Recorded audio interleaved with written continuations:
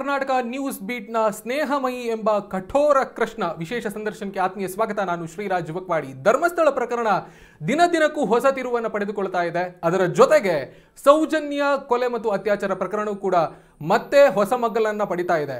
ಅದರ ಜೊತೆಗೆ ಒಬ್ಬ ಸಾಮಾಜಿಕ ಹೋರಾಟಗಾರನ ಹೆಸರು ಕೂಡ ಮೇಲೆ ಬಂದಿರೋದು. ಅವರು ಸ್ನೇಹಮಯಿ ಕೃಷ್ಣ. ಸೌಜನ್ಯಳ ತಾಯಿ ಮತ್ತು ಮಾವನ ಮೇಲೆ ನೇರವಾಗಿ, ಗಂಭೀರವಾಗಿ, ಬಹಿರಂಗವಾಗಿ ಅವರು ಆರೋಪವನ್ನ ಮಾಡ್ತಾ ಇದ್ದಾರೆ.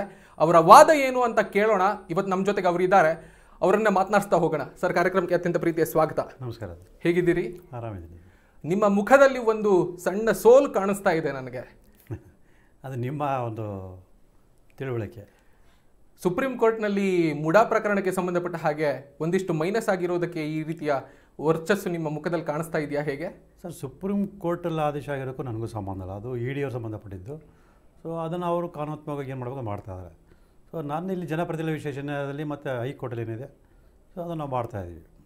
ಕರ್ನಾಟಕದಲ್ಲಿ ಯಡಿಯೂರಪ್ಪ, ದೆಹಲಿಯಲ್ಲಿ ಕೇಜ್ರಿವಾಲ್, ಜಾರ್ಖಂಡ್ನಲ್ಲಿ ಸೊರೇನ್ ಜೈಲಿಗೆ ಹೋದ ಹಾಗೆ, ಅಧಿಕಾರದಲ್ಲಿ ಇರುವ ಹಾಗೆ, ಸಿದ್ದರಾಮಯ್ಯನವರನ್ನು ಕೂಡ ಅಧಿಕಾರದಲ್ಲಿ ಇರುವಾಗಲೇ ಅವರನ್ನು ಜೈಲಿಗಟ್ಟಿಸುವಂಥ ಪ್ರಯತ್ನ ನಿಮ್ಮದ ಅಥವಾ ಗುರಿ ನಿಮ್ಮದ? ಖಂಡಿತವಲ್ಲ ಸರ್. ಆದಷ್ಟು ಬೇಗ ಅವ್ರಿಗೆ ಶಿಕ್ಷೆ ಕೊಡಿಸೋವಂಥದ್ದು ಎಲ್ಲ ಪ್ರಯತ್ನಗಳು ನಾನು ಮಾಡ್ತಾಯಿದ್ದೀನಿ. ಸೊ ಖಂಡಿತ ಆದಷ್ಟು ಬೇಗ ಆ ಒಂದು ಪ್ರಕ್ರಿಯೆ ನಡೆಯುತ್ತೆ. ಎಷ್ಟು ಧೈರ್ಯ ಸರ್ ನಿಮಗೆ ಒಬ್ಬ ಸಿ ಎಮ್ ಅನ್ನು ಎದುರು ಹಾಕ್ಕೊಳ್ಳೋದಕ್ಕೆ? ಸರ್, ಇಲ್ಲಿ ಪ್ರಜಾಪ್ರಭುತ್ವ ವ್ಯವಸ್ಥೆಯಲ್ಲಿ ಪ್ರಜೆನೇ ನಿಜವಾದ ಪ್ರಭು. ಸಿ ಎಮ್ ನಮ್ಮ ಪ್ರತಿನಿಧಿ ಅಷ್ಟೇ ಹೊರತು ಅವರು ಪ್ರಭು ಅಲ್ಲ. ನಾವು ಇದನ್ನು ಅರ್ಥ ಮಾಡ್ಕೋಬೇಕು. ಆದರೂ ನೀವೆಲ್ಲಿ, ಸಿದ್ದರಾಮಯ್ಯ ಎಲ್ಲಿ? ಎಲ್ಲ ಇದೇ ಭೂಮಿಯಲ್ಲಿದ್ದೀವಿ, ಇದೇ ದೇಶದಲ್ಲಿದ್ದೀವಿ. ನಾನು ಕೂಡ ಈ ದೇಶದ ಪ್ರಜೆ, ಅವರು ಕೂಡ ಈ ದೇಶದ ಪ್ರಜೆ. ಸೊ ಕಾನೂನಲ್ಲಿ ನಾನು ಒಂದೇ, ಅವರು ಒಂದೇ. ಸ್ಥಾನ ಬೇರೆ ಬೇರೆ ಇರ್ಬೋದು, ಆದರೆ ಕಾನೂನು ಎಲ್ಲರೂ ಒಂದೇ ಥರ ಇರೋದು. ಸೊ ಕಾನೂನಾತ್ಮಕವಾಗಿ ಅವ್ರು ತಪ್ಪು ಮಾಡಿದಾಗ ಅವರು ಶಿಕ್ಷೆ ಒಳಪಡಬೇಕಾಗತ್ತೆ. ಅವ್ರು ಎಷ್ಟೇ ಹತ್ರ ಸ್ಥಾನದಲ್ಲಿದ್ದರೂ ಕೂಡ ಶಿಕ್ಷೆ ಒಳಪಡಲೇಬೇಕಾಗತ್ತೆ. ಸೊ ಅದನ್ನು ಸಾಬೀತುಪಡಿಸುವಂಥ ಕೆಲಸ ನಾನು ಮಾಡ್ತಾಯಿದ್ದೀನಿ. ಇನ್ನೂ ಕೂಡ ಹೋರಾಟ ಮಾಡ್ತೀರಿ? ಖಂಡಿತ ಸರ್. ಹೋರಾಟ ನಿರಂತರವಾಗಿರುತ್ತೆ. ಆ ಪ್ರಕರಣದಲ್ಲಿ ಆರೋಪ ಸಾಬೀತುಪಡಿಸಿ ತಪ್ಪಿಸಿ ಶಿಕ್ಷೆ ಕೊಡಿಸೋರ್ಗೂ ನಿರಂತರವಾಗಿ ನಾನು ಹೋರಾಟವನ್ನು ಮುಂದುವರ್ಸ್ಕೊಂಡು ಹೋಗ್ತೀನಿ. ಸಾಮಾಜಿಕ ಹೋರಾಟಗಾರರಾಗಿದ್ದವರು ನೀವು ಈಗ ಧರ್ಮ ಹೋರಾಟಕ್ಕೆ ಬಂದುಬಿಟ್ರಲ್ಲ ಸರ್. ಧರ್ಮದ ವಿಚಾರ ನಾನು ಹೋರಾಟ ಪ್ರಾರಂಭ ಮಾಡಿಲ್ಲ. ಸೊ ನಾನಿಲ್ಲಿ ಹೋರಾಟ ಶುರು ಮಾಡಿದ್ರೆ ಸೌಜನ್ಯ ಅಂತ ಏನು ಯುವತಿಗೆ ಮೇಲೆ ಲೈಂಗಿಕ ದೌರ್ಜನ್ಯ ಆಗಿದೆ, ಕೊಲೆ ಆಗಿದೆ, ಆ ಪ್ರಕರಣ ನ್ಯಾಯ ಕೊಡಿಸ್ಬೇಕಂತಷ್ಟೆ. ನಾನಲ್ಲಿ ಧರ್ಮದ ವಿಚಾರ ಇಟ್ಕೊಂಡು ನಾನು ಹೋರಾಟ ಮಾಡ್ತಿಲ್ಲ. ಸೌಜನ್ಯಳ ತಾಯಿ ಬಗ್ಗೆ ನೇರವಾದಂತಹ, ಗಂಭೀರವಾದಂತಹ, ಬಹಿರಂಗವಾದಂತಹ ಆರೋಪವನ್ನು, ಅದು ಕೂಡ ಬಹಿರಂಗವಾಗಿ ಹೇಳ್ತೀರಿ. ನಿಮಗೆ ಸೌಜನ್ಯಳ ತಾಯಿ ನಿಮ್ಗೆ ಏನು ಮಾಡಿದ್ದಾರೆ ಹಾಗಾದರೆ? ಸರ್, ನನಗೇನು ಅವ್ರು ಮಾಡಿಲ್ಲ. ಅವ್ರ ಮಗಳಿಗೆ ಅವ್ರನ್ನ ಅನ್ಯಾಯ ಮಾಡ್ತಾಯಿದ್ದಾರೆ. ಬಹಿರಂಗವಾಗಿ ಹೇಳ್ತೀವಿ. ಅವ್ರು ಬರೀ ಚರ್ಚೆ ಬರಲಿ ಸರ್. ಇಡೀ ರಾಜ್ಯ ಜನತೆ ಕೇಳ್ತಾ ಇದೆ, ಸೌಜನ್ಯ ಅಂದರೆ ಅವ್ರ ಮಗಳ ಪ್ರಕರಣದಲ್ಲಿ ನ್ಯಾಯ ಸಿಗಬೇಕು ಅಂತಂದರೆ ಅವರೊಂದು ಸುಪ್ರೀಂ ಕೋರ್ಟ್ಗೆ ಅರ್ಜಿ ಹಾಕಿ ಆ ಪ್ರಕರಣದಲ್ಲಿ ಮುಂದುವರೆದ ತನಿಖೆ ನಡೆಸೋದು ಅಥವಾ ಮರು ತನಿಖೆ ನಡೆಸೋದು ಒಂದು ಸೂಕ್ತ ಆದೇಶ ಪಡಿಬೇಕು ಅಂತೇಳಿ. ಮತ್ತು ಇಡೀ ರಾಜ್ಯ ಜನತೆ ಅವ್ರ ಪರವಾಗಿ ನಿಂತ್ಕೊಂಡು ನೀವೊಂದು ಅರ್ಜಿ ಹಾಕಿ ಅದಕ್ಕೇನು ಖರ್ಚು ವೆಚ್ಚ ಇದೆ, ಮತ್ತೊಂದು ಇದೆ, ನಾವು ಮಾಡ್ತೀವಿ ಅಂತ ಹೇಳ್ಬೇಕಾದ್ರೆ ಇವ್ರು ಯಾಕೆ ಒಂದು ಅರ್ಜಿ ಹಾಕ್ತಿಲ್ಲ ಸರ್? ಸ್ನೇಹಮಯಿ ಕೃಷ್ಣ ಅವರೇ, ನೀವು ರಾಜ್ಯದಾದ್ಯಂತ ಈ ಚಾನಲ್ ಪ್ರಸಾರ ಆಗ್ತಾ ಇದೆ, ಬಹಿರಂಗವಾಗ್ತಾ ಇದೆ ನೀವು ಆಡುವ ಮಾತುಗಳೆಲ್ಲವೂ ಕೂಡ. ಸರ್, ಅದನ್ನ ಹೇಳ್ತಿಲ್ಲ. ನಾನು ಸ್ಪಷ್ಟವಾಗಿ ಮಾತಾಡ್ತಿದ್ದೀನಿ. ನನ್ನಿಲ್ಲಿ ಸುಳ್ಳು ಆರೋಪ ಮಾಡ್ತಿಲ್ಲ. ಅವರು ಹೇಳಿ ಅದಕ್ಕೂ ಸ್ಪಷ್ಟೀಕರಣ ಯಾಕೆ ಕೊಡ್ತಿಲ್ಲ ಇದ್ದವ್ರಿಗೂ? ಇಡೀ ರಾಜ್ಯ ಜನ ಒತ್ತಾಯ ಮಾಡಬೇಕಾದ್ರೆ ಆ ಪ್ರಕರಣದಲ್ಲಿ ಒಂದು ಮುಂದುವರೆದ ತನಿಖೆ ನಡೆಕೆ ಅಥವಾ ಬರೋ ತನಿಖೆ ನಡೆಸಿಗೆ ಯಾಕೆ ಅರ್ಜಿ ಆಗಿಲ್ಲ? ಅವ್ರು ಬಹಿರಂಗ ಪಡಿಸಲಿ. ಕಾರಣ ಏನು? ಯಾರು ತಡೀತಿದ್ದಾರೆ ಅವ್ರಿಗೆ?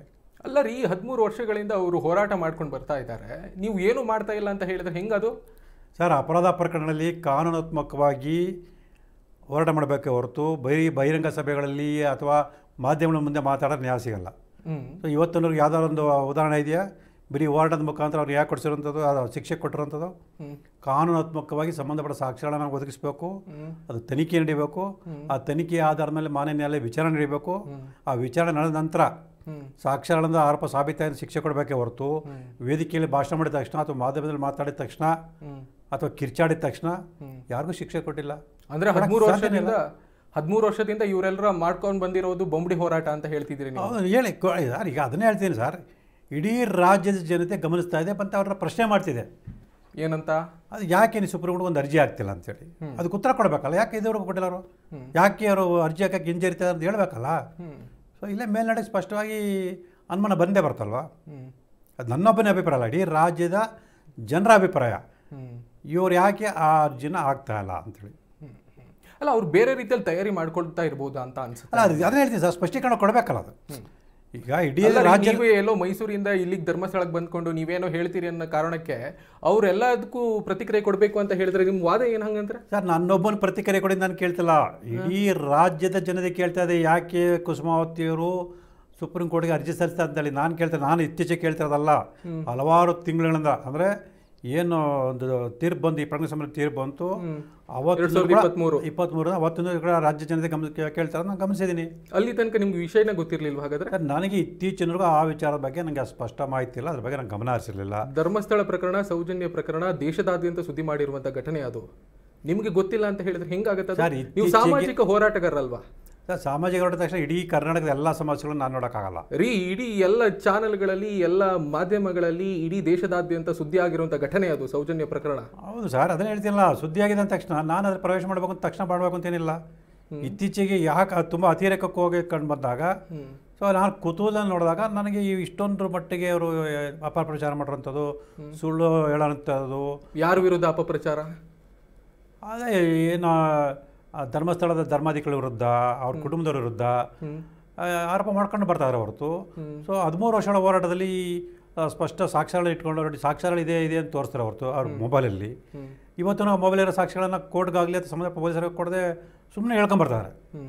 ಸೊ ಆ ಥರ ಹೇಳಿದ್ರೆ ಕಾನೂನು ಯಾರ ಸೌಜನ್ಯ ನ್ಯಾಯಕ್ಕೆ ಸಾವಾಗಿ ನ್ಯಾಯ ಸಿಗುತ್ತಾ? ಸೌಜನ್ಯ ಹೋರಾಟಗಾರರು ಸಾಕ್ಷ್ಯಗಳನ್ನು ಒದಗಿಸಲೇ ಇಲ್ಲ ಅಂತ ನೀವು ಹೇಳ್ತಾ ಇರೋದು ಹಾಗಾದ್ರೆ? ಹೌದು, ಒದಗಿಸಿದ್ರೆ ಇಷ್ಟೊತ್ತಿಗೆ ಶಿಕ್ಷೆ ಆಗಬೇಕಿತ್ತಲ್ಲ, ಅಥವಾ ಒಂದು ತನಿಖೆ ನಡಿಬೇಕಿತ್ತಲ್ಲ. CBI ತನಿಖೆ ಮಾಡ್ತು, ಅದರ ತೀರ್ಪು ಬಂತು. ಸರ್, CBI ತನಿಖೆ ಮಾಡಿದ್ದು ಸಂತೋಷ್ ರಾವ್ ಆರೋಪಿ ಅಂತೇಳಿ ಅವರು ವರದಿ ಕೊಟ್ಟಿದ್ದಾರೆ. ಅದು ಸುಳ್ಳು ಅಂತ ಹೇಳ್ತಾ ಇರೋದು ಇವರು. ಅದು ಸುಳ್ಳು ಏನು ಸೌಜನ್ಯ ಹೋರಾಟಗಾರ ಅಂತಿದ್ದಾರೆ ಅವರು. ಸೊ ಸಂತೋಷ್ ರಾವ್ ಆರೋಪಿ ಅಂತ ಹೇಳಿರೋದು ಅದೇ ತನಿಖಾ ಸಂಸ್ಥೆಗಳು ಏನು ತನಿಖೆ, 3 ತನಿಖಾ ಸಂಸ್ಥೆ, ಸ್ಥಳೀಯ ಪೊಲೀಸರು, CID ಮತ್ತು CBI ತನಿಖೆ ಮಾಡೋರು. ಸಂತೋಷ್ನನ್ನ ಆರೋಪಿ ಅಂತ ತಂದು ಕೊಟ್ಟಿರೋರು ಯಾರಂತ ಗೊತ್ತಿದೆಯಾ ನಿಮಗೆ? ಯಾರಿರಲಿ ಸರ್, ತನಿಖಾ ಸಂಸ್ಥೆ ತನಿಖೆ ಮಾಡಿದೆ. ಸೊ ತನಿಖೆ ವರದಿನ ಕೋರ್ಟ್ ಕೊಟ್ಟಿದ್ದಾರೆ, ಅದನ್ನ ಇಟ್ಕೊಂಡು ಕೋರ್ಟ್ ವಿಚಾರಣೆ ಮಾಡಿದೆ. ಸೊ ಇವರು ಅವರೆಲ್ಲ ಬೇರೆಯವರು ಅಂತೇಳಿ ಸಾಕ್ಷಾತ್ ಇರಬೇಕಾದ್ರೆ ಅದನ್ನ ಯಾಕೆ ಕೋರ್ಟ್ಗಾಗಲಿ ಸಂಬಂಧ ಪೊಲೀಸರಿಗೆ ಕೊಡ್ತಾರೆ ಅವರು?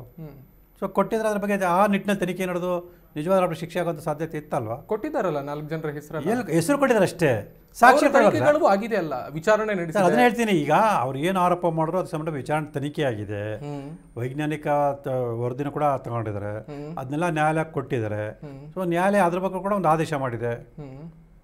ಮತ್ತು ಇವ್ರು ಮತ್ತೆ ಅದನ್ನೇ, ಈಗ ನ್ಯಾಯಾಲಯ ಆದೇಶ ಮಾಡಿದ್ರು ಕೂಡ ನೀವು ಮತ್ತೆ ಅದನ್ನೇ ಆರೋಪ ಯಾಕೆ ಮಾಡ್ತೀರಾ? ನಿಜವಾದ ಕೊಲೆಗಾರ ಯಾರಂತ ಪತ್ತೆ ಹಚ್ಚಬೇಕಲ್ಲ. ಈಗ ಸಂತೋಷ ಕೊಲೆಗಾರನನ್ನ, ಅತ್ಯಾಚಾರಿಗಳನ್ನ ಪತ್ತೆ ಹಚ್ಚುವಲ್ಲಿ ತನಿಖಾಧಿಕಾರಿಗಳೇ ಸೋತಿದ್ದಾರೆ ಅನ್ನುವ ಆರೋಪಗಳು, ತನಿಖಾಧಿಕಾರಿ ಸೋತಿದ್ದಾರೆ ಅಂತ ಕಂಡು ಬಂದಾಗ ಸೊ ನಮ್ಮ ಹತ್ರ ಸಾಕ್ಷ್ಯಗಳನ್ನ ನಾವು ಮಾನ್ಯ ನ್ಯಾಯಾಲಯ ಕೊಟ್ಬಿಟ್ಟು ಹೋರಾಟ ಮಾಡ್ಬೋದು. ಈಗ ಅದನ್ನ ಹೇಳ್ತೀವಿ. ಈಗ ಸಿದ್ದರಾಮಯ್ಯ ಪ್ರಕರಣ ತಗೊಂಡಾಗ ಈ ತನಿಖಾಧಿಕಾರಿಗಳು ಸುಳ್ಳು ಅಂತೇಳಿ ಬಿ ರಿಪೋರ್ಟ್ ಹಾಕಿದ್ದಾರೆ. ನಾನು ಪ್ರಶ್ನೆ ಮಾಡಿ ಹೋರಾಟ ಮುಂದುವರಿಸ್ತಾ ಇದ್ದೀನಿ. ಅಲ್ಲ ರೀ, ಒಬ್ಬ ಅತ್ಯಾಚಾರ ಮಾಡ್ತಾ ಇರೋನು ಅಲ್ಲಿ ರೋಡಲ್ಲಿ ನಿಂತ್ಕೊಂಡು ಅತ್ಯಾಚಾರ ಮಾಡ್ತಾನೆ, ನೀವು ಏನು ಹೇಳ್ತೀರಿ ಹಂಗಂದ್ರೆ? ಸರ್, ಯಾವುದೇ ಕೊಡಿ ಅಂತ ಹೇಳಿದ್ರೆ ಅತ್ಯಾಚಾರ ಎಲ್ಲಿ ಮಾಡಿದ್ದಾರೆ, ಯಾರು ಮಾಡಿದ್ದಾರೆ, ಹೆಂಗ್ ಮಾಡಿದ್ದಾರೆ ಅಂತ ತೋರ್ಸೋದಕ್ಕಾಗತ್ತಾ? ಹಾಗಾದ್ರೆ ಯಾವ್ದು ಸಾಕ್ಷ್ಯ ಹೇಳಿದ್ರೆ ಒಬ್ಬ ವ್ಯಕ್ತಿನ ಜೈಲು ಶಿಕ್ಷೆ ಕೊಟ್ಬಿಡ್ತಾರೆ ಕೋರ್ಟ್. ಯಾರು? ಯಾವುದೇ ಒಂದು ಸಣ್ಣ ಸಾಕ್ಷ್ಯಗಳಿಲ್ಲದೆ ಸೊ ನ್ಯಾಯಾಲಯ ಇವ್ರು ಹೇಳಿದ್ರು ಅಂದ ತಕ್ಷಣ ಶಿಕ್ಷೆ ಕೊಟ್ಬಿಡ್ತಾರೆ. ಇದು ಕಾನೂನಿನ ದುರಂತ ಅಂತ ನಾನು ಹೇಳ್ತೀನಿ. ಕಾನೂನು ದುರಂತ ಅಲ್ಲ ಸರ್, ಅದು ಏನು ಅದಕ್ಕೆ ಕೃತ್ಯಕ್ಕೆ ಸಂಬಂಧಪಟ್ಟ ಸಾಕ್ಷ್ಯಗಳನ್ನು ಹೇಗೆ ಸಂಗ್ರಹ ಮಾಡಬೇಕು, ಯಾವ ರೀತಿ ಸಾಬೀತುಪಡಿಸಬೇಕು ಅಂತ ತಿಳುವಳಿಕೆ ಇಲ್ಲ ಯಾರಿಗೆ, ತನಿಖಾದಿ ಸಂಸ್ಥೆಗಳಿಗಾಗಲಿ ಅಥವಾ ಯಾರಿಗೇ ಆಗಲಿ. ಏನು ಹೋರಾಟ ಮಾಡಿದ್ರೆ ನೀವು CBI ವಿರುದ್ಧ ಆರೋಪ ಮಾಡ್ತಿದ್ದೀರಿ. ಒಂದು ಸಾಕ್ಷ್ಯಗಳಿಲ್ಲದೆ ಯಾವುದೇ ಅಪರಾಧ ಕೃತ್ಯ ನಡೆಯಕ್ಕೆ ಸಾಧ್ಯ ಇಲ್ಲ. ಸೊ ಅದಕ್ಕೆ ಕಾನೂನು ಅಂದರೆ ಮಾನ್ಯ ಸರ್ವೋಚ್ಚ ನ್ಯಾಯಾಲಯ ಹೇಳುತ್ತೆ, ಕೊಲೆ ಅಂತ ಗಂಭೀರ ಪ್ರಕರಣದಲ್ಲಿ ಸೊ ಪ್ರತ್ಯಕ್ಷ ಸಾಕ್ಷ್ಯಗಳು ಬೇಕು ಅಂತ ಏನಿಲ್ಲ. ಸೊ ಸಾಂದರ್ಭಿಕ ಸಾಕ್ಷ್ಯಗಳನ್ನು ಆಧರಿಸಿ ಏನು ಅಪರಾಧ ಕೃತ್ಯ ಮಾಡುವಂಥ ಆರೋಪಿಗಳಿಗೆ ಆ ಕೃತ್ಯ ಮಾಡುವಂಥ ಉದ್ದೇಶ ಇತ್ತು ಅಂತೇಳಿ ಸಾಬೀತುಪಡಿಸಿದ್ರೆ ಶಿಕ್ಷೆ ಕೊಡ್ಬೋದು. ಸಾಂದರ್ಭಿಕ ಸಾಕ್ಷ್ಯಗಳನ್ನು ದೊರಕಿಸಿದಾರಲ್ಲ, ಎಲ್ಲಿ ದೊರಕಿಸಿದ್ದಾರೆ? ಕೊಟ್ಟಿದ್ದಾರಲ್ಲ. ಅದನ್ನ ಹೇಳ್ತೀನಿ, ಎಲ್ಲಿ ಕೊಟ್ಟಿದ್ದಾರೆ? ಕೊಡ್ಲಿ. ಅತ್ಯಾಚಾರಿಗಳು ಆರೋಪಿಗಳ ಹೆಸರುಗಳನ್ನು ಕೊಟ್ಟಿದ್ದಾರೆ, ಆರೋಪಿಗಳ ಹೆಸರೇ ಕೊಟ್ಟಿರೋ ನೋಡಿ ಅನ್ನೋದನ್ನ ಹೇಳಿದ್ದಾರೆ.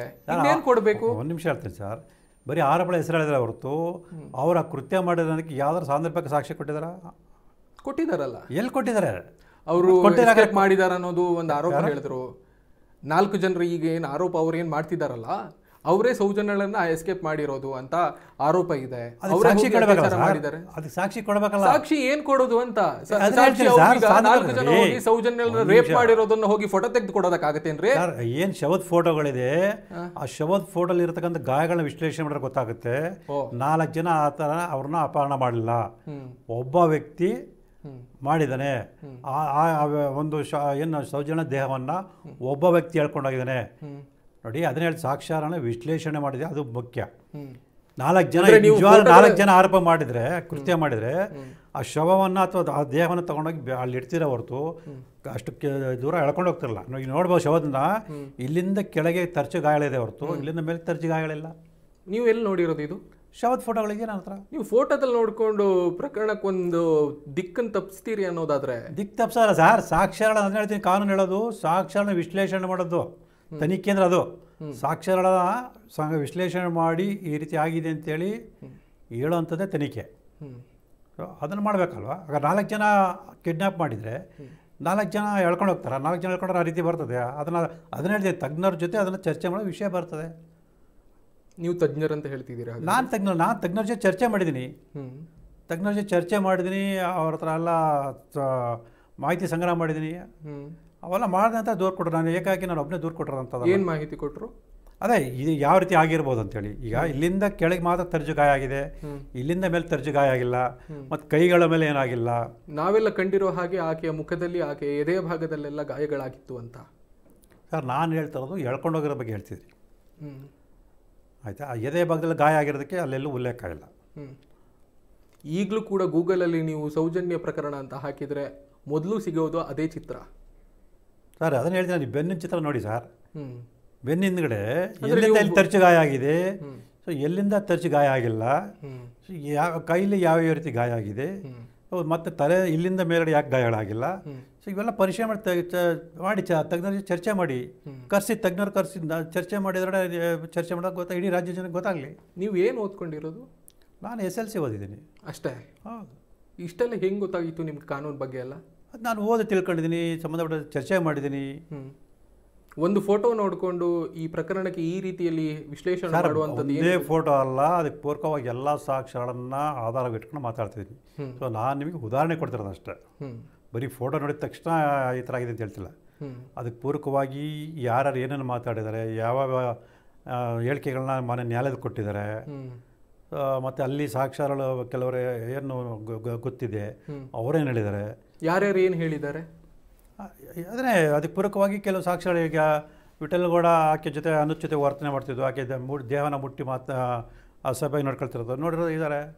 ಯಾರು ಸಾಕ್ಷ್ಯದಾರ ಇದ್ದಾರೆ? ಯಾರಿದ್ದಾರೆ ಹೇಳಿ? ಅದೇ ತನಿಖಾಧಿಕಾರಿ ಮುಂದೆ ಕೊಡ್ತೀನಿ. ಈಗ ಮಾಧ್ಯಮದ ಈಗಲೇ ನಾನು ಹೇಳೋಕ್ಕಾಗಲ್ಲ. ಅಂದರೆ ಸೌಜನ್ಯಳ ಮೇಲೆ ವಿಠಲ್ಗೌಡ ಅವರಿಗೆ ದೈಹಿಕ ಬಯಕೆಗಳಿತ್ತು ಅಂತ? ಹೌದು, ಕಣ್ಣಾರ ನೋಡಿದ್ದಾರೆ. ಅದ್ರ ಬಗ್ಗೆ ಸ್ವತಃ ಸೌಜನ್ಯ ಜೊತೆ ಚರ್ಚೆ ಮಾಡಿದ್ದಾರೆ. ಇದನ್ನ ನಿಮ್ಮ ತಾಯಿ ಗಮನಕ್ಕೆ ತಗೊಂಬ ಅಂತೇಳಿ. ಇಲ್ಲ ನಮ್ಮ ತಾಯಿ ತುಂಬ ಜೋರಿದ್ದಾರೆ, ಸುಮ್ಮನೆ ಈ ವಿಚಾರ ಬಂದರೆ ಮನೇಲಿ ಏನೋ ಗಲಾಟೆ ಆಗುತ್ತೆ ಬೇಡ ಅಂತೇಳಿ ಆಕೆ ಮನವಿ ಮಾಡಿದ್ದಾಳೆ. ಯಾರು? ಸೌಜನ್ಯನೇ. ಸೌಜನ್ಯ ವಿಠಲ್ಗೌಡನಿಗೆ ಮನವಿ ಮಾಡ್ಕೊಂಡಿರೋ? ವಿಠಲ್ಗೌಡ ಅಲ್ಲ, ಯಾರು ನೋಡಿದ್ರು ಈ ಒಂದು ಇದನ್ನ ಅವರು ಅವ್ರ ಜೊತೆ ಚರ್ಚೆ ಮಾಡಿದ್ದಾರೆ. ಯಾಕೆ ನೀ ಇದೆಲ್ಲ ಸಹಿಸ್ಕೊಂಡು ಹೋಗ್ತಿದ್ಯಾ, ಸೊ ಈ ವಿಚಾರ ನಿಮ್ಮ ತಾಯಿಗೆ ಹೇಳು ಅಂತ ಹೇಳಿದಾರಂತೆ. ಅವ್ರು ಯಾಕೆ ಈಗ ಮುಂದೆ ಬಂದು ಸಾಕ್ಷಿ ಹೇಳ್ತಾ ಇಲ್ಲ? ಸರ್ ಸಾಕ್ಷಿ ಹೇಳಕ್ಕೆ ಪ್ರಯತ್ನ ಪಟ್ಟಾಗ ಮುಚ್ಚುವಂಥ ಪ್ರಯತ್ನಗಳು ಮಾಡಿದ್ದಾರೆ. ಯಾರು? ಅಲ್ಲಿದ್ದ ಸ್ಥಳೀಯರು. ನೋಡಿ ಈಗ ನೋಡಿ, ನಾನು ಈಗ ಆರೋಪ ಮಾಡಿದ ತಕ್ಷಣ ನನಗೆ ವೈಯಕ್ತಿಕವಾಗಿ ತೆಗೊಳ್ಳುವಂಥ ಕೆಲಸ ಮಾಡ್ತಾರೆ. ಯಾರನ್ನ? ನಿಮ್ಮನ್ನ? ಹೌದು. ಈಗ ಮಾಡಿರೋದು ಅದೇ ತಾನೇ? ಏನು ಮಾಡಿದ್ದೀವಿ? ನೀವೀಗ ಒಬ್ಬ ಸಂತ್ರಸ್ತೆಯ ಕುಟುಂಬದ ಒಬ್ಬ ಮಹಿಳೆಯ ಮೇಲೆ ಮಾಡ್ತಾ ಇರುವಂಥ ಆರೋಪ ನೀವು. ಆರೋಪ ಸಾಕ್ಷಿ ಹೇಳಿದೆ ಸರ್, ನಾನು ಸಾಕ್ಷಿ ಇಟ್ಕೊಂಡು ಮಾಡ್ತಿಲ್ಲ. ನೀವು ಸಾಕ್ಷ್ಯಾಧಾರ ಇಟ್ಕೊಂಡು ಮಾಡಿ, ಅದು ಬಿಟ್ಟು ವೈಯಕ್ತಿಕವಾಗಿ ಯಾಕೆ ಮಾತಾಡ್ತಾರ? ಕುಟುಂಬದವ್ರು ಯಾಕೆ ಮಾತಾಡೋದು? ಕುಟುಂಬದವ್ರು ಏನಾರು ಬಂದಿದ್ದಾರೆ ಮುಂದಕ್ಕೆ? ಸ್ನೇಹಮಯಿ ಕೃಷ್ಣ ಅವರೇ, ಒಬ್ಬ ಸಂತ್ರಸ್ತ ಕುಟುಂಬದ ಮೇಲೆ ಈ ರೀತಿಯ ಆರೋಪಗಳನ್ನು ಮಾಡಬಾರದು ಅಂತ ಆದೇಶವೇ ಇದೆ, ನಿಮ್ಗೆ ಗೊತ್ತಿದೆ ಅದು? ಸಂತ್ರಸ್ತ ಕುಟುಂಬದ ಬಗ್ಗೆ ಈ ರೀತಿಯ ಆರೋಪಗಳನ್ನು ಮಾಡಬಾರ್ದು ಅಂತ. ಸರ್ ಯಾರದೇ ಆಗಲಿ ಯಾರು ಸಾಕ್ಷ್ಯಗಳಲ್ಲೇ ಸುಳ್ಳು ಆರೋಪ ಮಾಡ್ತಿದೆ. ಹೌದಾ? ನಾನು ಸುಳ್ಳು ಆರೋಪ ಮಾಡ್ತೇನೆ, ಸಾಕ್ಷ್ಯ ಇಟ್ಕೊಂಡೆ ಆರೋಪ ಮಾಡ್ತಿದ್ದೀನಿ.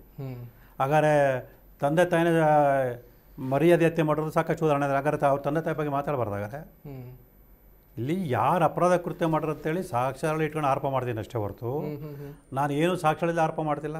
ಅಂದರೆ ಸೌಜನ್ಯಳ ತಾಯಿ ಕುಸುಮಾವತಿ ನೇರವಾಗಿ ಈ ಪ್ರಕರಣದ ಮಾಸ್ಟರ್ ಮೈಂಡ್ ಅಂತ ಹೇಳ್ತಾ ಇದ್ದಾರೆ. ಅಲ್ಲ, ಈ ಪ್ರಕರಣ ಮಾಸ್ಟರ್ ಮೈಂಡ್ ಇಲ್ಲ. ಅವರಿಗೆ ವಿಷಯ ಗೊತ್ತಿದ್ರು ಕೂಡ ಆ ವಿಷಯನ ಅವರು ಮುಚ್ಚಿಟ್ಟಿದ್ದಾರೆ ಅಂತ ಹೇಳ್ತಾ ಇರೋದು. ಅವರು ಮಾಸ್ಟರ್ ಮೈಂಡ್ ಅಂತ ಹೇಳ್ತಿಲ್ಲ. ಹಾಗಾದರೆ ಅಪರಾಧ ಕೃತ್ಯ ಆಗಿರೋದು ಯಾರು ಮಾಡಿದ್ರೆ ಅವ್ರು ಚೆನ್ನಾಗಿ ಗೊತ್ತಿದೆ.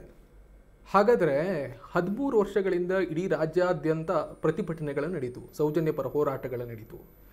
ಅಲ್ಲೆಲ್ಲ ಆಕೆ ಸೌಜನ್ಯಳ ತಾಯಿ ಸೆರಗೊಡ್ಡಿ ಕೇಳ್ತಾಳೆ, ನನಗೆ ನ್ಯಾಯ ದೊರಕಿಸಿ ಕೊಡಿ ಅಂತ. ಅದೇನ್ ನಾಟಕನ ಹಾಗಾದ್ರೆ? ಹೌದು, ನಾನು ನಾಟಕ ಅಂತ ಹೇಳ್ತೀನಿ. ನಿಜವಾಗ್ಲೂ ಅದು ಹೇಳ್ದಿಲ್ಲ ಸರ್. ಅವ್ರಿಗೆ ಆ ಒಂದು ಕಾಳಜಿ ಇದ್ದಿದೆ, ನನ್ನ ಮಗಳಿಗೆ ನ್ಯಾಯ ಸಿಗಬೇಕು ಅಂತ ಹೇಳಿದ್ರೆ ಸೆರಗುಡ್ಡ ಪ್ರಶ್ನೆ ಆಮೇಲೆ ವೇದಿಕೆ ಮೇಲೆ ನಿಂತ್ಕೊಂಡು ಕಾನೂನಾತ್ಮಕ ನ್ಯಾಯಾಲಯಕ್ಕೆ ಒಂದು ಅರ್ಜಿ ಹಾಕಿ ಸಾಕಾಗ್ತಿತ್ತಲ್ಲ, ಯಾಕಾಗ್ತಿಲ್ಲ? ನಿಮ್ಗೆ ಯಾಕೆ ಅನ್ಸುತ್ತೆ? ನನಗೆ ಗೊತ್ತಿಲ್ಲ, ಅವ್ರು ಹೇಳಬೇಕು. ಅವ್ರು ಒಂದಿಷ್ಟು ಕಾರಣಗಳನ್ನು ಕೊಡ್ತಾರೆ. ಏನಂತ ಕೊಡ್ತಾರೆ? ನಾವು ಬೇರೆ ರೀತಿಯಲ್ಲಿ ತಯಾರಿ ಮಾಡ್ಕೊಂಡಿದ್ದೀವಿ, ಸಿಬಿಐ 13 ವರ್ಷದಿಂದ ಸಿಬಿಐ ಮರು ತನಿಖೆಗೆ ಅವರು ಆಗ್ರಹಿಸಿದ್ದಾರೆ. ಅಲ್ಲ, ಅದೆಲ್ಲ ಹಾಕಿದ್ದಾರೆ ಅರ್ಜಿ? ಅದನ್ನೇ ಕೇಳಿದ್ರು, ಎಲ್ಲಿ ಅರ್ಜಿ ಹಾಕಿದ್ದಾರೆ? ಸಿಎಂ ಸಿದ್ದರಾಮಯ್ಯನವರೇ ಮರು ತನಿಖೆಗೆ ಕೋರಿ ಅವರು ಹೇಳಿದ್ರೆ. ಈಗ ಸಿದ್ದರಾಮಯ್ಯವರು ಕೂಡ ಅವ್ರ ತಾಯಿ ಒಂದು ಅರ್ಜಿ ಹಾಕ್ಬೇಕು ಅಂತ ಸಿದ್ದರಾಮಯ್ಯ ಹೇಳ್ತಾರೆ. ಒಬ್ಬ ಮುಖ್ಯಮಂತ್ರಿ ಹೇಳಿದ್ರು ಕೂಡ ನೀವು ಯಾಕೆ ಅರ್ಜಿ ಹಾಕ್ತಿಲ್ಲ? ನನಗೆ ವಿಚಾರ ಬಿಟ್ಬಿಡಿ. ಒಬ್ಬ ಮುಖ್ಯಮಂತ್ರಿ ಹೇಳ್ತಾರಲ್ಲ, ಅವ್ರ ತಾಯಿ ಅರ್ಜಿ ಹಾಕ್ಬೇಕು ಅಂತ ಹೇಳ್ತಾ ಇದಾರಲ್ವ, ಯಾಕೆ ಆಗ್ತಿಲ್ಲ? ಅದಕ್ಕೆ ಸ್ಪಷ್ಟೀಕರಣ ಯಾರು ಕೊಡಬೇಕು? ಅವ್ರ ತಾನೇ ಕೊಡಬೇಕು. ವಿಠಲ್ ಗೌಡ ಮತ್ತೆ ಕುಸುಮಾವತಿ ಸೇರ್ಕೊಂಡು ಇದೆಲ್ಲ ನಾಟಕ ಮಾಡ್ತಾ ಇದ್ದಾರೆ ಅಂತ ನೀವು ಹೇಳ್ತಾ ಇರೋದು ಹಾಗಾದ್ರೆ? ಸರ್, ಅಪರಾಧ ಕೃತ್ಯ ಮಾಡಿರೋದು ಯಾರಂತ ಅಂದ್ರೆ ವಿಠಲ್ ಗೌಡ ಗೊತ್ತಿದೆ ಅವರಿಗೆ. ಯಾರಿಗೆ? ಕುಸುಮಾವತಿ ಅವರಿಗೆ. ಅಂದ್ರೆ ವಿಠಲ್ ಗೌಡ ಅನ್ನೋದು ಗೊತ್ತಿದೆ ಅವರಿಗೆ. ಅದನ್ನ ಮುಚ್ಚಿಡ್ತಾ ಇದಾರೆ. ಮುಚ್ಚಿಡ ಆತನ ರಕ್ಷಣೆ ಮಾಡೋದು ಕೆಲಸ ಮಾಡ್ತಾರೆ ನನ್ನ ಆರೋಪ. ಅಲ್ಲ, ಕುಸುಮಾವತಿ ಅವರಿಗೆ ಧರ್ಮಸ್ಥಳದ ಧರ್ಮಾಧಿಕಾರಿಗಳ ಮೇಲೆ ಇರುವಂತಹ ದ್ವೇಷ ಏನು ಹಾಗಾದ್ರೆ? ಅದು ಅವ್ರು ಹೇಳ್ಬೇಕು ಸರ್, ತನಿಖೆಯಲ್ಲಿ ಅದು ಹೇಳ್ಬೇಕು. ಮತ್ತು ನನಗೆ ಅಲ್ಲ, ನೀವು ವಿಶ್ಲೇಷಣೆ ಮಾಡಿದ್ದೀರಲ್ಲ ಈ ಪ್ರಕರಣ. ನನಗೆ ಸಿಕ್ಕಿರೋ ಮಾಹಿತಿ ಪ್ರಕಾರ, ಅವರು ಹೇಳ್ಕೊಂಡ್ರ ಪ್ರಕಾರ ಒಂದು ಅವರ ಜಮೀನಿನಲ್ಲಿ ಮರ ಕಡ್ದಂಥ ವಿಚಾರದಲ್ಲಿ. ಯಾರ ಜಮೀನಲ್ಲಿ? ಕುಸುಮಾವತಿ ಅವ್ರ ಜಮೀನು. ಅವ್ರು ನನ್ನ ಜಮೀನಲ್ಲಿ ಮರ ಕಡ್ದಂಥ ವಿಚಾರದಲ್ಲಿ ಧರ್ಮಸ್ಥಳ ನನ್ನ ವಿರುದ್ಧ ದೂರು ಕೊಟ್ಟಿದ್ರು, ನನಗೆ ತೊಂದರೆ ಕೊಟ್ಟರು ಅಂತ ಹೇಳಿದ್ರೆ ಬಹುಶಃ ಆ ದ್ವೇಷ ಇರ್ಬೋದು.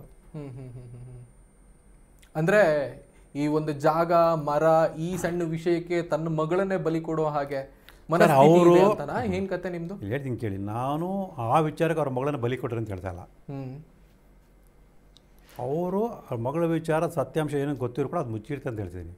ಈ ಕಾರಣಕ್ಕೆ ಅದನ್ನೇ ಮಾಡ್ತಾರೆ ನಾನು ಹೇಳ್ತಿಲ್ಲ. ನಿಮ್ಮಷ್ಟೇ ಕಠೋರನ ಹಾಗಾದ್ರೆ ಕುಸುಮಾವತಿ?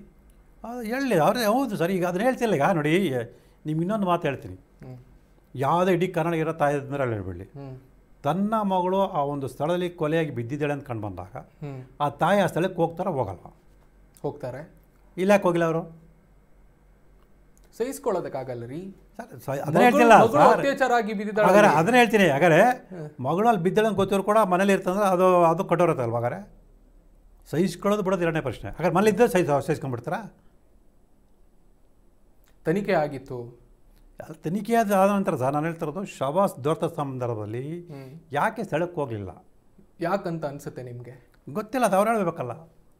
ಅಲ್ಲ, ನೀವು ಪ್ರಶ್ನೆ ಮಾಡ್ತೀರಿ. ನನಗೆ ಅದನ್ನ ಹೇಳ್ತೀನಿ. ನನಗೆ ಇರೋ ಅನುಮಾನ ಪ್ರಕಾರ ಅವರು ಎಲ್ಲಿ ಈ ವಿಚಾರನ ಬಾಯಿ ಬಿಟ್ಬಿಡ್ತಾರೋ ಅಥವಾ ಮತ್ತೊಂದು ಇರ್ತಾರೋ ಕಾರಣಕ್ಕೆ, ಯಾರು ಅವರಿಬ್ಬರು ತಮ್ಮಂದಿರ ಅಣ್ಣ ಇದಾರಲ್ಲ, ವಿಠಲ್ ಗೌಡ ಪುರಂದ್ರ ಗೌಡ ಇದಾರಲ್ಲ, ಅವ್ರನ್ನ ಹೊರಗಡೆ ಬರದಂತೆ ತಡೆದಿದ್ದಾರೆ. ನೀವು ಇನ್ನೂ ಅದನ್ನು ಗಮನಿಸಬೇಕು.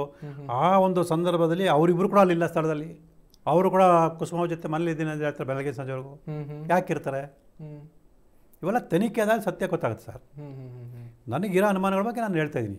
ಅಲ್ಲ, ಬರೀ ನೀವು ಈ ರೀತಿಯ ಒಂದು ಸಣ್ಣ ಪುಟ್ಟ ಲಕ್ಷಣಗಳು ಮತ್ತು ಸಣ್ಣ ಪುಟ್ಟ ದಾಖಲೆಗಳು, ಯಾರೋ ಹೇಳಿದ ಹೇಳಿಕೆಗಳು ಅಥವಾ ಟಿ ವಿಯಲ್ಲಿ ಕೂತು ಮಾತನಾಡಿರುವಂಥ ಹೇಳಿಕೆಗಳನ್ನು ಅಥವಾ ಫೋಟೋಗಳನ್ನು ಇಟ್ಟುಕೊಂಡು ನೀವು ಒಂದು ವಿಶ್ಲೇಷಣೆ ಮಾಡಿ ದೂರನ್ನು ಕೊಡ್ತೀರಿ ಅನ್ನೋದಾದರೆ ಏನು ಕತೆ ಅಂತ?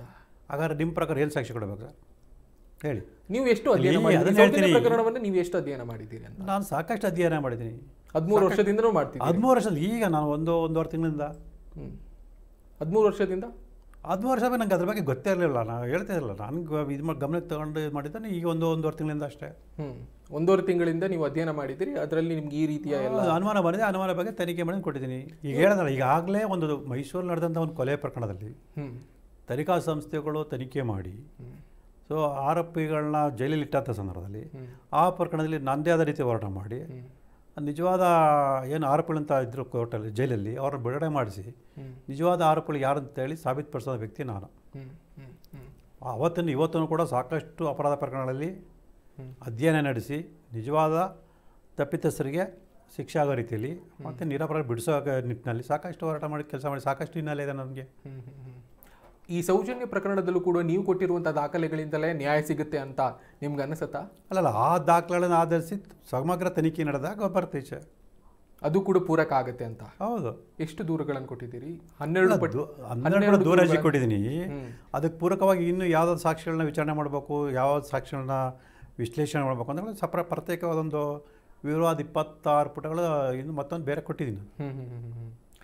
ಅಂದರೆ ಈಗ ಸೌಜನ್ಯ ಹೇಳ್ಕೊಂಡಿದ್ಲು, ನೀವು ಅಮ್ಮನ ಹತ್ರ ಹೇಳಬೇಡಿ, ಕುಟುಂಬದಲ್ಲಿ ಹೇಳಬೇಡಿ ಈ ವಿಷಯ, ಅವ್ರನ್ನ ನೀವು ಸಂಪರ್ಕ ತಗೊಂಡಿದ್ದೀರಾ? ನೇರವಾಗಿ ಸಂಪರ್ಕ ಮಾಡಿ ಅವ್ರ ವಿವರ ಎಲ್ಲ ನಾನು ತನಿಖಾಧಿಕಾರಿ ಕೊಟ್ಟಿದ್ದೀನಿ. ಮತ್ತು ಅದೇ ಥರ ಇನ್ನೂ ಕೆಲವರು ಬರ್ತಾರೆ. ಮತ್ತು ಅದೇ ಏನು ಸೌಜನ್ಯ ಹೋರಾಟದಲ್ಲಿ ಭಾಗಿಯಾಗಿದ್ದರು, ಅವ್ರಿಗೂ ಕೂಡ ಈ ವಿಚಾರ ಗೊತ್ತಾಗಿ ಅವರು ಕೂಡ ಆ ಹೋರಾಟದ ಹಿಂದೆ ಬಂದಿದೆ, ಸರಿದಿರೋಂಥದ್ದು ಇದೆ. ಅವೆಲ್ಲ ತನಿಖೆ ಸಮಯದಲ್ಲಿ ಅವನ್ನೆಲ್ಲ ಹಾಜರುಪಡಿಸ್ತೀವಿ. ಎಲ್ಲೂ ಇದ್ದ ಸ್ನೇಹಮಯಿ ಕೃಷ್ಣ ದಿಢೀರಂತ ಧರ್ಮಸ್ಥಳ ಪ್ರಕರಣಕ್ಕೆ ಸಂಬಂಧಪಟ್ಟ ಹಾಗೆ ಬರ್ತಾರೆ ಅಂತ ಏನು ನಿಮಗೆ ಪ್ರಚಾರದ ಗೀಳ ಹಾಗಾದರೆ? ಸರ್, ಪ್ರಚಾರದ ಗೀಳಿದರೆ ಈ ಥರದೆಲ್ಲ ಸತ್ಯ ತೇಡೋ ಕೆಲಸ ಮಾಡ್ತಿರಲ್ಲ. ನಾನು ಅವ್ರ ಥರ ಸುಳ್ಳು ಆರೋಪ ಮಾಡ್ಕೊಂಡು ಒಂದ್ಸಲ ಅಂತ ಸಂತೋಷ್ ರಾವ್ ಕೃತ್ಯ ಮಾಡಿದೆ ಅಂತ ಹೇಳ್ಕೊಂಡು ಆನಂತರ ಸಂತೋಷ್ ರಾವ್ ಯಾರು ಹೇಳಿದ್ದಾರೆ? ಸಂತೋಷ್ ಮಹೇಶ್ ಶೆಟ್ಟಿ ತಿಮ್ಮರೋಡಿ ಎಲ್ಲಿ ಹೇಳಿದ್ದಾರೆ? ಟಿವಿನಲ್ಲಿ ಕುತ್ಕೊಂಡು ಮಾತಾಡಿದಾಗ ಇದೆ. ಏನಂತ ಹೇಳಿದ್ದಾರೆ? ಸಂತೋಷ್ ರಾವ್ ಹೇಳಿದಾನೆ, ನಾನು ಒಬ್ಬನೇ ಅಲ್ಲ ಇದರಲ್ಲಿ ಇರೋದು, 3-4 ಜನ ನನ್ನ ಜೊತೆ ಇದ್ರು, ನಾವೆಲ್ಲ ಶೇರ್ ಮಾಡಿದ್ವಿ ಅಂತ ಹೇಳಿದ್ದ. ಮಹೇಶ್ ಶೆಟ್ಟಿ ತಿಮ್ಮರೋಡಿ ಅವರ ಹೇಳಿಕೆಗಳನ್ನ ತಿರ್ಚಬೇಡಿ. ಸ್ಪಷ್ಟ ಸಾಕು ಇದೆ ವಿಡಿಯೋ, ಪೂರ್ತಿ ವಿಡಿಯೋಗಳನ್ನು ನೋಡಿದ್ರೆ ಹೇಳಿ. ನಾನು ವಿಡಿಯೋ ನೋಡೇ ಮಾತಾಡ್ತೀನಿ. ಸಂತೋಷ್ ರಾವ್ ಜೊತೆಗೆ 4 ಜನ ಇದ್ದಾರೆ. ಆ 4 ಜನ ನನ್ನನ್ನು ಬಲವಂತವಾಗಿ ಸೌಜನ್ಯಳ ದೇಹದ ಮೇಲೆ ನನ್ನನ್ನು ಎಸ್ದ್ರು ಅಂತ ಹೇಳಿರೋದು. ಅದನ್ನೇ ಸರ್, ಹಾಗಾದ್ರೆ ಆ ಜಾಗದಲ್ಲಿ ಇದ್ದ ಅಂತ ತಾನೇ ಆಯ್ತು.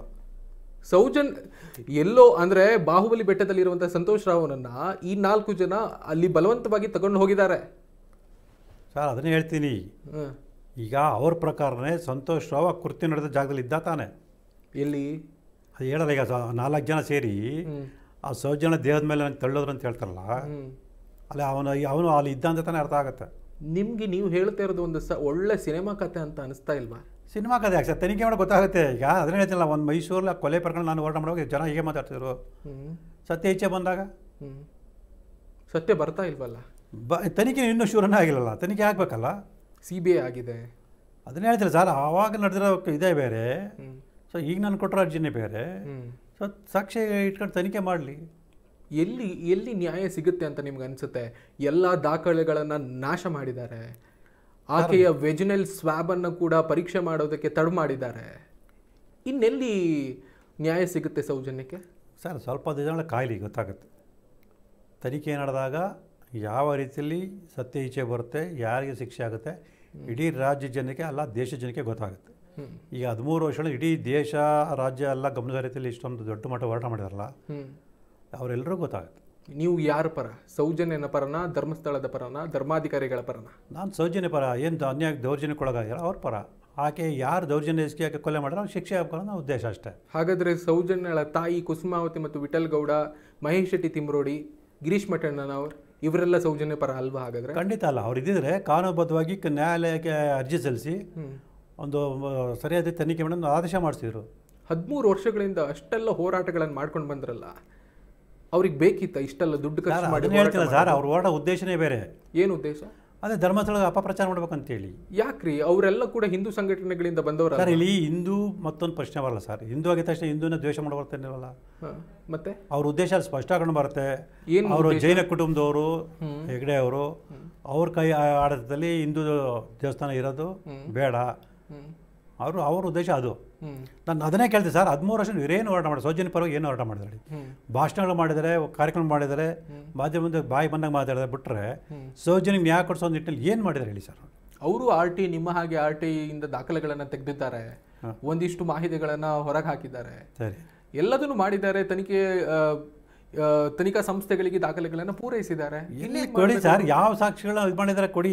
ಆರೋಪಿಗಳನ್ನ ಹೋಗಿ ಕೊಲೆ ಮಾಡೋದಕ್ಕಾಗತ್ತಾ? ಅವ್ರು ಹೋಗಿ ಕೊಲೆ ಮಾಡೋದಲ್ಲ ಸರ್. ಈಗ ಅವ್ರು ತನಿಖಾ ಸಂಸ್ಥೆ ಕೊಟ್ಟರು, ತನಿಖಾ ಸಂಸ್ಥೆಗಳು ಅದನ್ನ ಇದು ಮಾಡಿ ನಿರಪರಾಧಿ ಅವ್ರಿಗೇನಿಲ್ಲ ಅಂತೇಳಿ ವರದಿ ಕೊಟ್ಟಿದ್ದಾರೆ. ಆನಂತರ ಏನು ಮಾಡ್ಬೇಕು? ಅವರು ನ್ಯಾಯಾಲಯಕ್ಕೆ ಹೋಗಿ ಸಾಬೀತುಪಡಿಸ್ಬೇಕು ತಾನೆ. ಹೋಗಿದಾರಲ್ಲ, ಎಲ್ಲಿ ಹೋಗಿದ್ದಾರೆ? ಕೊಡಿ, ನಾನು ದಾಖಲೆ ಅದನ್ನ ಹೇಳ್ತೀನಿ. ಯಾವ ನ್ಯಾಯಾಲಯದಲ್ಲಿ ಸೌಜನ್ಯ ಪ್ರಕರಣ ವಿಚಾರಣೆ ನಡೀತಿದೆ ಕೊಡಿ. ಮಹೇಶ್ ಶೆಟ್ಟಿ ತಿಮ್ಮರೋಡಿ ಆಗಲಿ ಅಥವಾ ಗಿರೀಶ್ ಮಠಣ್ಣ ಆಗಲಿ ಅಥವಾ ಸೌಜನ್ಯತೆ ಆಗಲಿ, ಯಾವ ನ್ಯಾಯಾಲಯದಲ್ಲಿ ಇದಕ್ಕೆ ಸಂಬಂಧಪಟ್ಟಾಗೆ ಒಂದು ದಾವೆಯನ್ನು ಸಲ್ಲಿಸಿದ್ರೆ ದಾಖಲೆ ಕೊಡಿ ನನಗೆ. ಅವರಿಗೆ ಕೋರ್ಟಿಗೆ ಹೋಗಬೇಕು ಅಂತ ಅನಿಸ್ಲಿಲ್ವೇನೋ? ಅದಕ್ಕೆ ಸಿಬಿಐಗೆ ಆಗ್ರಹಿಸಿದ್ರು ಅವರು. ಅದಾದ ಬಳಿಕ CBI ತೀರ್ಪು ಬಂದ ಮೇಲೂ ಕೂಡ ಮರು ತನಿಖೆಯನ್ನು ಮಾಡಬೇಕು ಅಂತ ಅವ್ರು ಹೇಳಿದ್ರು. ಅದನ್ನೇ ಸರ್ ಬರೀ ಹೇಳ್ತಾ ಇದಾರೆ. ನೀವು ಕೋರ್ಟ್ಗೆ ಅರ್ಜಿ ಹಾಕಿ ಯಾಕೆ ಒಂದು ಆದೇಶ ಮಾಡಿಸ್ತಿಲ್ಲ ಸರ್? ನಾನು ಅದನ್ನೇ ಹೇಳ್ತೀನಿ, ಒಬ್ಬ ಆರೋಪಿಗೆ ಶಿಕ್ಷೆ ಕೊಡಿಸ್ಬೇಕಾದ್ರೆ ನೀವೇನು ಮಾಡ್ಬೇಕು ಸರ್? ನ್ಯಾಯಾಲಯ ಮುಖಾಂತರ ಕೊಡಿಸ್ಬೇಕು ಅಥವಾ ಸುಮ್ಮನೆ ಬೀದಿಲಿ ಹೋರಾಟ ಮಾಡಿದ್ರೆ ಕೊಟ್ಬಿಡ್ತಾರೆ ಕೋರ್ಟು? ಹೇಳಿ ನೀವು. ನಾನು ಅದನ್ನು ಕೇಳ್ತಿದ್ದೀನಿ. ನೀವು ಬರೀ ನನ್ನ ಮೊಬೈಲ್ ಇದೆ ವಿಡಿಯೋ ನನ್ನ ಮೊಬೈಲೇ ಸಾಕ್ಷಿ ಆದರೆ ಅಂತ ಹೇಳ್ತಿದ್ದಾರೆ ಅಷ್ಟೇ ಹೊರತು ಅದನ್ನು ಇಟ್ಕೊಂಡು ನೀವು ಕೋರ್ಟ್ಗೆ ಹೋಗಿ ಆರೋಪಿ ಶಿಕ್ಷೆ ಕೊಡಿಸೋಂಥ ಕೆಲಸ ಎಲ್ಲ ಮಾಡ್ತಿದ್ದಾರೆ. ನಾನು ಅದನ್ನು ಹೇಳ್ತೀನಿ. ಈಗ ನಾನು ಸಿದ್ದರಾಮಯ್ಯ ಕೇಸಲ್ಲಿ ರಿಪೋರ್ಟ್ ಹಾಕಿದ್ದಾರೆ, ಏನು ಅಪರಾಧ ಕೃತ್ಯ ಮಾಡಿಲ್ಲ ಅಂತೇಳಿ. ಈಗ ನಾನು ಕಾನೂನು ಇದು ಪ್ರಕಾರ ನನ್ನ ಹತ್ರ ದಾಖಲೆ ಸಲ್ಲಿಸಿ ಈಗ ನಾನು ಮಾನ್ಯ ನ್ಯಾಯಾಲಯಕ್ಕೆ ಮನವರಿಕೆ ಮಾಡ್ಕೊಂಡಿಲ್ಲ, ನನಗೆ ಆರೋಪ ಸಾಬೀತುಪಡಿಸೋಕ್ಕೆ ಅವಕಾಶ ಕೊಡಿ ಅಂತೇಳಿ. ನೀವು ಅಂದರೆ ಈಗ ರಾಜ್ಯದಲ್ಲಿ ಸಿದ್ದರಾಮಯ್ಯ ನೇತೃತ್ವದ ಕಾಂಗ್ರೆಸ್ ಸರ್ಕಾರ ಇದೆ, SIT ರಚನೆ ಮಾಡ್ತು ಧರ್ಮಸ್ಥಳ ಪ್ರಕರಣಕ್ಕೆ ಸಂಬಂಧಪಟ್ಟ ಹಾಗೆ.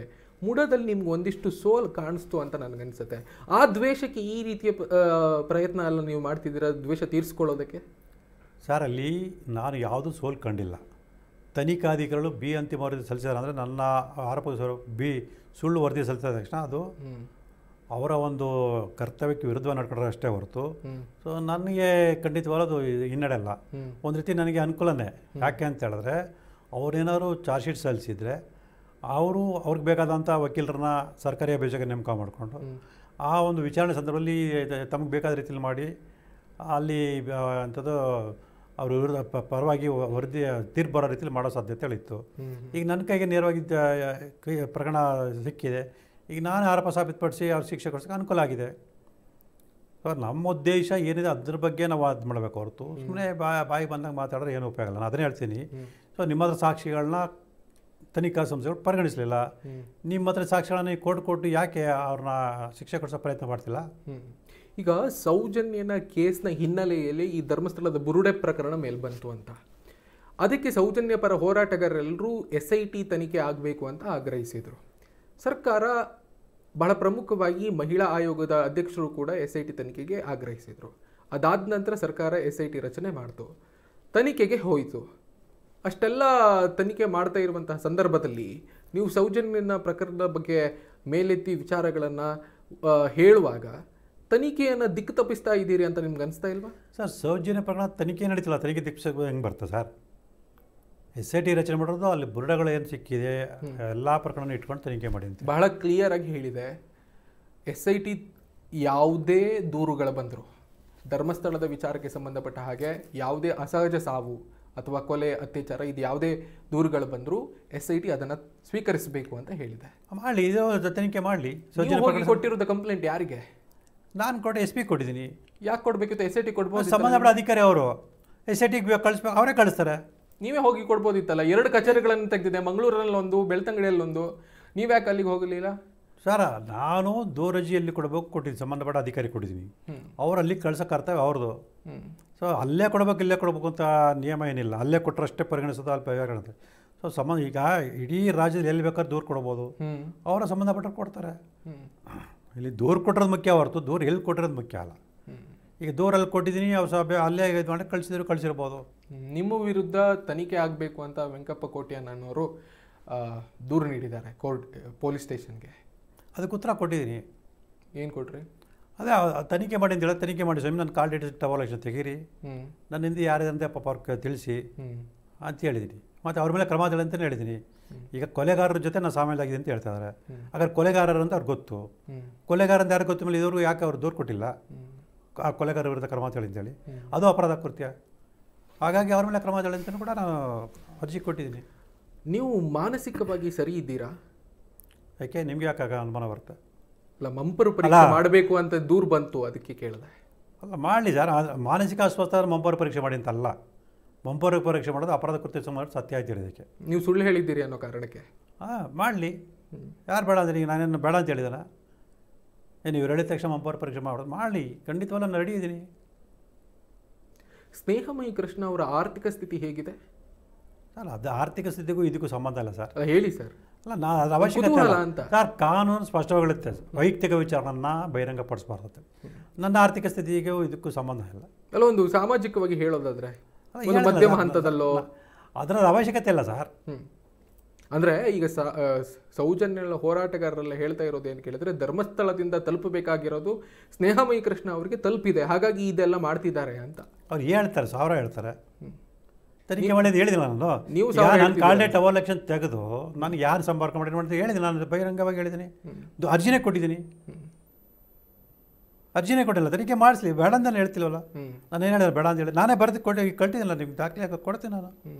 ನಾನು ಹೇಳಿದೆ ನನ್ನ ಕಾಲ್ ಡೀಟೇಲ್ಸ್ ಟವರ್ ಎಲೆಕ್ಷನ್ ತೆಗೆದು ನನ್ನನ್ನು ಯಾರು ಸಂಪರ್ಕ ಮಾಡಿದರೆ ನಾನು ಯಾರನ್ನ ಸಂಪರ್ಕ ಮಾಡ್ತೀನಿ. ಸೊ ತನಿಖೆ ಮಾಡಲಿ. ನಿಮಗೆ SIT ತನಿಖೆ ಬಗ್ಗೆ ನಿಮ್ಗೆ ಏನು ಅನಿಸ್ತಾ ಇದೆ ಸರ್? ಅವ್ರದ್ದು ಏನು ತನಿಖೆ ಪ್ರಾರಂಭದಲ್ಲಿ ಭಾಳ ಇದಾಗಿ ಮಾಡಿದ್ರು, ಅದು ಸ್ವಲ್ಪ ನಿಧಾನಗತಿ ಅನಿಸ್ತಾ ಇದೆ. ಮತ್ತು ಯಾಕೆ ಅವ್ರ ಮಾಹಿತಿಗಳನ್ನ ಮುಚ್ಚಿ ಇಡ್ತಾ ಇದ್ದಾರೆ? ಒಂದಷ್ಟು ವಿಚಾರಗಳನ್ನು ಈಗಾಗಲೇ ಸಾಕಷ್ಟು ತನಿಖೆ ಮಾಡೋದ್ರಿಂದ ಸೊ ಅದ್ರ ಬಗ್ಗೆ ಜನರಿಗೆ ಒಂದು ಏನಾದ್ರು ಮಾಹಿತಿ ಕೊಡಬೇಕಿತ್ತು. ನೀವು ಹೇಳ್ದಂಗೆ ಮಾಡೋದಕ್ಕಾಗಲ್ಲ ಅಲ್ಲಿ ಸರ್. ಎಲ್ಲ ಪ್ರಕರಣಗಳಲ್ಲೂ ನಾವು ಗಮನಿಸಿದ್ದೀವಿ, ಹಿರಿಯ ಅಧಿಕಾರಿಗಳು ಆ ಪ್ರಕರಣಕ್ಕೆ ಸಂಬಂಧಪಟ್ಟಂತೆ, ಅಂದರೆ ಗಂಭೀರ ಪ್ರಕರಣಕ್ಕೆ ಸಂಬಂಧಪಟ್ಟಂತೆ ಸೊ ಜನರಿಗೆ ಒಂದಷ್ಟು ಮಾಹಿತಿ ಕೊಡುವಂಥದ್ದು ನಿಯಮ. ಆ ರೀತಿ ಕೊಟ್ಟಿದೆಯಲ್ಲ? ಎಲ್ಲಿ ಕೊಟ್ಟಿದ್ದಾರೆ? ಉತ್ಖನನ ಕಾರ್ಯಗಳನ್ನು ಮಾಡ್ತಾ ಇದ್ದೀವಿ, ಒಂದಿಷ್ಟು ದಾಖಲೆಗಳು ಎಲ್ಲಿ ಕೊಟ್ಟಿದ್ದಾರೆ? ಮಾಹಿತಿ ಯಾರು ಕೊಟ್ಟಿಲ್ಲ, ಮಾಡ್ತಾ ಇದ್ದಾರೆ ಅಷ್ಟೇ ಹೊರತು ಸೊ ಅದ್ರ ಬಗ್ಗೆ ಎಲ್ಲೂ ಒಂದು ಪತ್ರಿಕಾ ಹೇಳಿಕೆ ಆಗಲಿ ಮತ್ತೊಂದಾಗಲಿ ಮಾಡಿಲ್ಲ. ಕಾನೂನಿಗೆ ಒಂದು ಚೌಕಟ್ಟಿದೆ, ತನಿಖೆಗೆ ನಾನು ಕಾನೂನು ಚೌಕಟ್ಟು ಹೇಳ್ತಾ ಇದ್ದೀನಿ, ಮಾಹಿತಿ ಕೊಡಿ ಅಂತ ಅದನ್ನ ಹೇಳ್ತಿಲ್ಲ. ತನಿಖೆಗೆ ಒಂದು ಚೌಕಟ್ಟಿದೆ, ಅದು ಪೂರ್ತಿ ತನಿಖೆ ಚೌಕಟ್ಟು ಬಗ್ಗೆ ನಾನು ಮಾತಾಡ್ತಿಲ್ಲ. ತನಿಖೆ ಚೌಕಟ್ಟು ಬಗ್ಗೆ ನಾನು ಮಾತಾಡ್ತಿಲ್ಲ. ಅಂಥ ಗಂಭೀರ ಪ್ರಕರಣದಲ್ಲಿ ಹಿರಿಯ ಅಧಿಕಾರಿಗಳು ಜನರಿಗೆ ಗೊಂದಲಗಳನ್ನ ನಿವಾರಣೆ ಮಾಡೋಕ್ಕೋಸ್ಕರ, ಅನವಶ್ಯಕವಾಗಿ ಜನರ ಮಧ್ಯದಲ್ಲಿ ಗೊಂದಲ ಇರಬಾರ ಅನ್ನೋ ಕಾರಣಕ್ಕೋಸ್ಕರ ಒಂದಷ್ಟು ಪ್ರಮುಖ ಅಂಶಗಳನ್ನು ಹಿರಿಯ ಅಧಿಕಾರಿಗಳು ಗಮನಕ್ಕೆ ತರಬೇಕಾಗಿರೋದು. ಅಂದರೆ ಪತ್ರಿಕಾಗೋಷ್ಠಿ ಮೂಲಕ ಆಗಲಿ ಮತ್ತು ಮಾಧ್ಯಮ ಮೂಲಕ ಆಗಲಿ ಜನರಿಗೆ ತಿಳಿಸಬೇಕಾಗಿರೋದು ಅವ್ರ ಹಿರಿಯ ಅಧಿಕಾರಿಗಳ ಕರ್ತವ್ಯ. ನೀವು ಸಾಕಷ್ಟು ಪ್ರಕರಣಗಳಲ್ಲಿ ನೀವೇ ನೋಡಿದ್ದಾರೆ, ಹಿರಿಯ ಅಧಿಕಾರಿಗಳು ಅದ್ರ ಬಗ್ಗೆ ಪತ್ರಿಕಾಗೋಷ್ಠಿ ಮಾಡಿ ಸ್ಪಷ್ಟೀಕರಣ ಕೊಟ್ಟಿದ್ದಾರೆ. ಯಾಕೆ ಅದ್ರಲ್ಲಿ ಕೊಡಲ್ಲ? ಈಗ ಚಿನ್ನಯ್ಯನ ಜೈಲಿಗೆ ಹಾಕಿದ್ದಾರೆ, ಯಾವ ಕಾರಣಕ್ಕೆ ಹಾಕಿದ್ದಾರೆ ಅಂತ ಏನಾದ್ರು ಮಾಹಿತಿ ಗೊತ್ತಿದೆ ಯಾರಿಗಾರು? ಹೇಳ್ಬೇಕಿತ್ತಲ್ಲ, ಈ ಕಾರಣಕ್ಕೋಸ್ಕರ ಅದು ಬಂದಿದೆ ಅಂತ ಹೇಳ್ಬೇಕಿತ್ತಲ್ಲ. ಒಬ್ಬ ಅಪರಾಧನ ಆರೋಪಿನ ಬಂಧಿಸಿದಾಗ ಸೊ ಈ ಕಾರಣಕ್ಕೆ ಬಂದಿದ್ದೀವಿ ಅಂತೇಳಿ ಒಂದು ಮಾಹಿತಿ ಕೊಡ್ತಾನೆ ಹಿರಿಯ ಅಧಿಕಾರಿಗಳು. ಈ ಪ್ರಕರಣದಲ್ಲಿ ಯಾಕೆ ಕೊಡ್ತಾಯಿಲ್ಲ? ಆತ ದೂರದಾರಾಗಿದ್ದ ವ್ಯಕ್ತಿ, ಇದಕ್ಕಿದಂಗೆ ಆರೋಪಿಯಾಗಿ ಅವ್ರನ್ನ ಬಂಧಿಸಿದ ಯಾಕೆ ಬಂದಿಲ್ಲ ಸರ್? ಅದಕ್ಕೆ ಜನರಿಗೆ ಕುತೂಹಲ ಇದ್ದೇ ಇರ್ತದಲ್ಲ. ಸೌಜನ್ಯ ಪ್ರಕರಣಕ್ಕೆ ಚಿನ್ನಯ್ಯ ಒಬ್ಬ ಸಾಕ್ಷಿ ದೂರುದಾರ ಅಂತ ಅನ್ಸಲ್ವ ನಿಮಗೆ? ಆತನೇ ಒಂದು ಖಾಸಗಿ ವಾಹಿನಿಗೆ ಕೊಟ್ಟಿರುವಂಥ ಸಂದರ್ಶನದಲ್ಲಿ ಹೇಳ್ಕೊಂಡಿದ್ದಾನೆ, ಸೌಜನ್ಯ ಪ್ರಕರಣ ಆದ ದಿನದ ನಾನು ಅಲ್ಲಿದ್ದೆ, ನನಗೂ ಕೂಡ ಆ ದಿನ ಕರೆ ಬಂದಿತ್ತು ಅಂತ ಹೇಳ್ಕೊಂಡಿದ್ದಾನೆ. ಅದೇ ನೋಡಿ, ನಾನು ಅಷ್ಟು ವರ್ಷದಿಂದ ಯಾಕೆ ಈ ಪ್ರಕರಣಕ್ಕೆ ಬಂದಿಲ್ಲ ಅಂತ ಹೇಳ್ತಿದ್ದ ವ್ಯಕ್ತಿಗಳು ಚಿನ್ನ ಯಾಕೆ ಗೊತ್ತಿದ್ರು ಕೂಡ ಅಷ್ಟು ವರ್ಷದಿಂದ ಬಂದು ಹೇಳ್ದೆ, ಈಗ ಬಂದು ಹೇಳ್ದೆ ಅಂತ ಕೇಳಲ್ಲ. ಯಾಕೆ ಕೇಳಲ್ಲ? ನೀವೇನು ಮಾಡ್ತಿದ್ರಿ 13 ವರ್ಷ? ಆದರೆ ನನಗೆ ಗಮನಕ್ಕಿಲ್ಲ ಸರ್.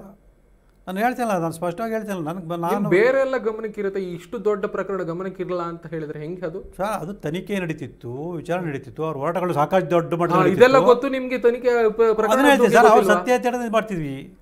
ಅವ್ರು ಸತ್ಯ ಯಾಕೆ ಎತ್ತಿಡ್ದು ಇವತ್ತು ಇತ್ತೀಚೆಗೆ ಗೊತ್ತಾದ್ಮೇಲೆ ನಾನು ಯಾಕೆ ಎತ್ತಿಡಬಾರ್ದು ಸತ್ಯ ಅಂತ ನನಗೆ ಕುತೂಹಲ ಬಂದು ನಾನು ಇದು ಪ್ರಕರಣ ಬಂದಿದ್ದೀನಿ. ಹಾಗಾದ್ರೆ ಅವ್ರು ಬೇಕಾದ್ರೆ ಏನು ಬೇಕಾದ್ರೆ ಮಾಡ್ಬೋದು, ನಾನೇನು ಮಾಡೋಂಗಿಲ್ಲ. ಹಾಗಾದ್ರೆ 40 ವರ್ಷ ಪ್ರಕರಣ ಇನ್ನೂ ತನಿಖೆ ಮಾಡಬೇಕು ಅಂತ ಈಗ ಆಗ್ರಹ ಮಾಡ್ತಾರೆ. 40 ವರ್ಷ ಏನು ಮಾಡ್ತಾರೆ ಹಾಗಾದ್ರೆ? ಅವ್ರು ಕೇಳಲ್ವಾ? ಇವರು ಅವ್ರು ಹೇಳ್ತಿದ್ರೆ 13 ವರ್ಷ ಅಷ್ಟೇ, 40 13 ಸರ್. ಅದನ್ನೇ ಹೇಳ್ತೀನಿ ಸರ್, ಅದನ್ನ ಕೇಳಿದ್ರೆ ನನ್ನನ್ನು ಯಾಕೆ ಕೇಳ್ತಾರೆ? ನಾನು ಸ್ಪಷ್ಟೀಕರಣ ಕೊಡ್ತಾ ಇರಲಿಲ್ಲ. ನನಗೆ ಅವಾಗಲಿಂದ ನನ್ನ ಇದರಲ್ಲಿ ನಾನು ಗೊತ್ತಿರಲಿಲ್ಲ. ಸೊ ಇತ್ತೀಚೆಗೆ ಇದು ಗೊತ್ತಾದ್ಮೇಲೆ ನಾನು ಎಲ್ಲ ಮಾಹಿತಿ ದಾಖಲೆ ಸಂಗ್ರಹ ಮಾಡಿ ಇವಾಗ ದೂರು ಕೊಟ್ಟಿದ್ದೀನಿ. ಧರ್ಮಸ್ಥಳ ಪ್ರಕರಣಕ್ಕೆ ಸಂಬಂಧಪಟ್ಟ ಹಾಗೆ ಒಂದಿಷ್ಟು ಅನುಮಾನಗಳು ಮೂಡಿದಾಗ BJP ಧರ್ಮಸ್ಥಳ ಯಾತ್ರೆಯನ್ನು ಕೈಗೊಳ್ತು. ರಾಜ್ಯಾಧ್ಯಕ್ಷ ವಿಜಯೇಂದ್ರ ಯಡಿಯೂರಪ್ಪನವರ ನೇತೃತ್ವದಲ್ಲಿ ಸೌಜನ್ಯನ ಮನೆಗೂ ಕೂಡ ಹೋದರು. ಅದಾದ ಮೇಲೆ ನೀವು ಹೋಗಿ ಅಲ್ಲಿ ದೂರನ್ನು ನೀಡಿದರೆ ನಿಮಗೂ ಮತ್ತು BJPಗೆ ಏನಾದರೂ ಲಿಂಕ್ ಇದೆಯಾ ಸರ್? ನಾನು ಅದಕ್ಕಿಂತ ಮುಂಚೆ ನಾನು ದೂರ ಅರ್ಜಿ ಕೊಟ್ಟಿದ್ದವನು, ಆಯಿತಾ? ನನಗೆ ಸಂಪೂರ್ಣ ನಾನು ಹೇಳೋದಲ್ಲ, ನಾನು ಬರೀ ಬಂದ ತಕ್ಷಣ ದೂರು ಕೊಡೋನಲ್ಲ. ಅದಕ್ಕೆ ಸಂಬಂಧಪಟ್ಟ ಮತ್ತಷ್ಟು ಸಾಕ್ಷಿಗಳನ್ನು ಸಂಗ್ರಹ ಮಾಡಿ ತಜ್ಞರ ಜೊತೆ ಚರ್ಚೆ ಮಾಡಿ ಸರಿ ಅಂದ್ಕೊಂಡು ಬಂದಾಗ ದೂರ ಅರ್ಜಿ ಕೊಟ್ಟಿರೋಂಥದ್ದು. ಸೊ ನನಗೂ BJP ಹೋರಾಟಕ್ಕೂ ಸಂಬಂಧ ಇಲ್ಲ. ಅವರು ರಾಜಕೀಯವಾಗಿ ಅವರು ಹೋರಾಟ ಮಾಡ್ತಾರೆ, ನಾನು ರಾಜಕೀಯ ವಿಚಾರದಲ್ಲಿ ನಾನು ಹೋರಾಟ ಮಾಡ್ತಿಲ್ಲ. ಸೌಜನ್ಯ ನ್ಯಾಯ ಸಿಗಬೇಕು, ಸೌಜನ್ಯ ಮೇಲೆ ಯಾರು ನಿಜವಾದ ದೌರ್ಜನ್ಯ ಮಾಡಿ ಕೊಲೆ ಮಾಡಿದ್ರೆ ಅವ್ರು ಶಿಕ್ಷೆ ಆಗ್ಬೇಕಂತ ಅಷ್ಟೇ. ನಾನು ಯಾವಾಗ ಪ್ರಾರಂಭ ಈ ಧರ್ಮಸ್ಥಳಕ್ಕೆ ಸಂಬಂಧಪಟ್ಟಾಗೆ ಪ್ರಾರಂಭದಲ್ಲಿ ಯಾವಾಗ ದೂರ ಅರ್ಜಿ ಕೊಡಿ ನೀವು ನೋಡಿ ಗೊತ್ತಾಗುತ್ತೆ. ನೀವು ಕೋರ್ಟಿಗೆ ಹೋಗಿ ಒಂದು ಈ ರೀತಿ ಪ್ರಕರಣಕ್ಕೆ ಸಂಬಂಧಪಟ್ಟ ಹಾಗೆ ತನಿಖೆ ನಡೆಸಬೇಕು ಅಂತ ಹೇಳೋದಕ್ಕಾಗಲ್ವಾ? ಖಂಡಿತ ಹೇಳ್ತೀನಿ. ಎಷ್ಟೆಲ್ಲ ಹೋರಾಟ ಮಾಡಿದ್ದೀರಿ ನೀವು ಸರ್? ದಯವಿಟ್ಟು ಅರ್ಥ ಮಾಡ್ಕೊಳ್ಳಿ, ಏಕಾಏಕಿ ಕೋರ್ಟ್ಗೆ ಹೋಗೋಕ್ಕಾಗಲ್ಲ, ಹಂತ ಹಂತವಾಗಿದೆ. ಸೊ ಈಗ ದೂರ ಅರ್ಜಿ ಕೊಟ್ಟಿದ್ದೀನಿ, ಅವ್ರಿಗೆ ಕಾಲಾವಕಾಶ ಕೊಡಬೇಕು ತನಿಖೆ ಮಾಡೋದಕ್ಕೆ. ಅವ್ರು ಏನು ಉತ್ತರ ಕೊಡ್ತಾರೆ ನೋಡಬೇಕು, ಆ ನಂತರ ಕೋರ್ಟ್ಗೆ ಹೋಗ್ಬೇಕು. ಆ ಪ್ರಕಾರ ನಾನು ದೂರ ಅರ್ಜಿ ಕೊಟ್ಟಿದ್ದೀನಿ. ನೀವು ಸೌಜನ್ಯಳ ತಾಯಿಯನ್ನು ಭೇಟಿಯಾಗಿದ್ದೀರಾ, ಮಾತಾಡಿದ್ದೀರಾ? ಇಲ್ಲ. ಯಾಕೆ ಮಾತಾಡಿಲ್ಲ? ನೀವು ಅವರ ಮೇಲೆ ಆರೋಪ ಹೊರಿಸಿದವರನ್ನ ನೀವು ಮಾತನಾಡಿಸಿದ್ರಿ, ಸಂಪರ್ಕಕ್ಕೆ ತೆಗೆದುಕೊಂಡಿದ್ದೀರಿ. ಸೌಜನ್ಯಳ ತಾಯಿಯನ್ನ ಮಾತನಾಡಿಸುವಂತ ಪ್ರಯತ್ನ ಯಾಕೆ ಮಾಡಿಲ್ಲ ನೀವು? ಸರ್, ಇಲ್ಲಿ ಅವಶ್ಯಕತೆ ಕಂಡು ಬಂದಾಗ ಅಷ್ಟೇ ಭೇಟಿ ಮಾಡಬೇಕು. ನೀವು ಅವ್ರ ಅವಶ್ಯಕತೆ ಹೇಳ್ತಾ ಇದ್ದೀರಿ ಸುಪ್ರೀಂ ಕೋರ್ಟಿಗೆ ಹೋಗಿ ಅರ್ಜಿ ಸಲ್ಲಿಸಿ ಅಂತ. ನೀವು ಹೋಗಿ ಕುಸುಮಾವತಿ ಅವರಿಗೆ ಹೇಳ್ಬೋದಿತ್ತಲ್ಲ, ಅಮ್ಮ ನೀವು ಸುಪ್ರೀಂ ಕೋರ್ಟಿಗೆ ಹೋಗಿ ಅರ್ಜಿ ಸಲ್ಲಿಸಿ. ಮುಖ್ಯಮಂತ್ರಿ ಮಾತಿಗೆ ಅವ್ರು ಉತ್ತರ ಕೊಡ್ತಾರ, ನನ್ನ ಮಾತಿಗೆ ಉತ್ತರ ಕೊಡ್ತಾರ ಹೇಳಿ? ಈ ರಾಜ್ಯದ ಮುಖ್ಯಮಂತ್ರಿಗೆ ಅವ್ರು ಉತ್ತರ ಕೊಡ್ತಾ ಇಲ್ಲ. ಇನ್ನು ನಾನು ಕೇಳ್ಬಿಟ್ರೆ ನಂಗೆ ಉತ್ತರ ಕೊಟ್ಬಿಡ್ತಾರ? ಒಬ್ಬ ಮುಖ್ಯಮಂತ್ರಿಗಿಂತ ಯಾಕೆ ಕೊಡಲ್ಲ? ಅದು ಅವ್ರು ಹೇಳ್ಬೇಕಲ್ವಾ? ನಾನು ಹೆಂಗೆ ಹೇಳೋದು? ಅವ್ರು ಯಾಕೆ ಕೊಡಲ್ಲ, ನಾನು ಯಾಕೆ ಹಂಗೆ ಅಲ್ಲ, ನೀವು ಪ್ರಯತ್ನವೇ ಮಾಡದೆ ಹೀಗೆ ಹೇಳಿದ್ರೆ ಹೆಂಗೆ ಸರ್? ಪ್ರಯತ್ನಗಳು ನಡೆದಿರ್ಬೇಕಾದ್ರೆ ಆ ಪ್ರಯತ್ನಕ್ಕೆ ಅವ್ರು ಯಾವ ರೀತಿ ಪ್ರತಿಕ್ರಿಯೆ ಕೊಡೋದು ಗೊತ್ತಾದ್ಮೇಲೆ ಮತ್ತೆ ಅವ್ರನ್ನ ಕೇಳೋಂಥದ್ದು ಸರಿ ಇಲ್ಲ ಸರ್. ಅಂದರೆ ನೀವು ಈಗ ಈ ಸೌಜನ್ಯ ಕೇಸ್ನ ಸಂಬಂಧಪಟ್ಟ ಹಾಗೆ ಮಾಡ್ತಾ ಇರುವಂಥ ಎಲ್ಲ ಆರೋಪಗಳು ನಮ್ಗೆ ಹೇಗೆ ಕಾಣಿಸ್ತಾ ಇದೆ ಕೇಳಿದ್ರೆ ಒಂದು ಶಂಕೆ, ಇದು ನೀವು ನಿಮ್ಮಲ್ಲಿ ಮೂಡಿರುವಂಥ ಶಂಕೆ ಅಂತ ಅದನ್ನೇ ಹೇಳ್ತೀವಿ ಸರ್. ತನಿಖೆ ನಡೆಯೋದು ಅಲ್ಲಿಂದ ಅನುಮಾನದ ಮೇಲೆ ತನಿಖೆ ನಡೆಯುವಂಥದ್ದು. ನಾನು ಅದನ್ನೇ ಕೊಟ್ಟರೆ ನನಗೆ ಈ ಥರ ಅನುಮಾನಗಳು ಬಂದಿದೆ, ಈ ಥರ ಸಾಕ್ಷ್ಯಗಳಿದೆ, ಇದನ್ನು ಆಧರಿಸಿ ತನಿಖೆ ಮಾಡಿಂದ ನಾನು ಅರ್ಜಿ ಕೊಟ್ಟಿರೋದು. ನಾನೇ ಸಂಪೂರ್ಣವಾಗಿ ಅಂತಿಮ ತೀರ್ಪು ಕೊಟ್ಬಿಟ್ಟಿಲ್ಲ. ಅಂತಿಮ ತೀರ್ಪು ಕೊಡೋಕ್ಕೂ ನನಗೆ ಅಧಿಕಾರ ಇಲ್ಲ. ಸೊ ನನಗೆ ಬಂದಿರೋ ಅನುಮಾನಗಳು ಇಟ್ಕೊಂಡು ತನಿಖೆ ಮಾಡಿ ಅಂತ ಅರ್ಜಿ ಕೊಡೋಕ್ಕಷ್ಟೇ ನನಗೆ ಅಧಿಕಾರ. ಆ ತನಿಖೆ ಮಾಡಿ ಅವರು ಏನು ವರದಿ ಕೊಡ್ತಾರೆ ಅಥವಾ ವರದಿ ಕೊಡ್ದಾಗ ನಾನು ಸಾಕ್ಷಿಗಳನ್ನ ಮಾನ್ಯ ನ್ಯಾಯಾಲಯಕ್ಕೆ ಕೊಟ್ಟಾಗ ಸೊ ಮಾನ್ಯ ನ್ಯಾಯ ಅವೆಲ್ಲ ಪರಿಗಣಿಸಿ ತೀರ್ಪು ಕೊಟ್ಟಾಗಲಷ್ಟೇ ಅದಕ್ಕೊಂದು ಅಂತಿಮ ಅಂತ ಹೇಳ್ಬೋದು. ಧರ್ಮಸ್ಥಳ ಪ್ರಕರಣಕ್ಕೆ ಸಂಬಂಧಪಟ್ಟ ಹಾಗೆ ನೀವು ಧರ್ಮಾಧಿಕಾರಿಗಳನ್ನು ಭೇಟಿಯಾಗುವಂಥ ಪ್ರಯತ್ನ ಏನಾದರೂ ಮಾಡಿ? ಖಂಡಿತ ಅವ್ರನ್ನ ಭೇಟಿ ಮಾಡಲ್ಲ. ಅವ್ರನ್ನ ಭೇಟಿ ಮಾಡೋ ಅವಶ್ಯಕತೆ ನನಗೆ ಕಂಡು ಬರಲಿಲ್ಲ. ನಾನು ಸೌಜನ್ಯ ಪ್ರಕರಣಕ್ಕೆ ಎಷ್ಟು ಬೇಕೋ, ಯಾರನ್ನು ಬೇಕೋ ಅಷ್ಟು ಮಾಹಿತಿ ಬೇಕೋ ಅಷ್ಟೇ ಸಂಪರ್ಕ ಮಾಡಿನ ಹೊರತು ಅನವಶ್ಯಕವಾಗಿ. ಸೌಜನ್ಯ ಪ್ರಕರಣದಲ್ಲಿ ಧರ್ಮಾಧಿಕಾರಿಗಳ ಹೆಸರು ಕೂಡ ಬಂತು ಅಂತ ಅದಕ್ಕೆ ಕೇಳಿದೆ. ಅಲ್ಲ, ಬಂದಿದೆ ಅಷ್ಟೇ. ಬಂದಿದೆ ಅಂದ ತಕ್ಷಣ ನಾನು ಅವ್ರು ಸಂಪರ್ಕ ಮಾಡೋ ಅಗತ್ಯ ನನಗೆ ಕಂಡು ಬರಲಿಲ್ಲ. ಅಲ್ಲ, ಆದರೂ ನಿಮ್ಮ ಮೇಲೆ ದೂರು ಬಂದಿದೆಯಲ್ಲ ಅಂತ.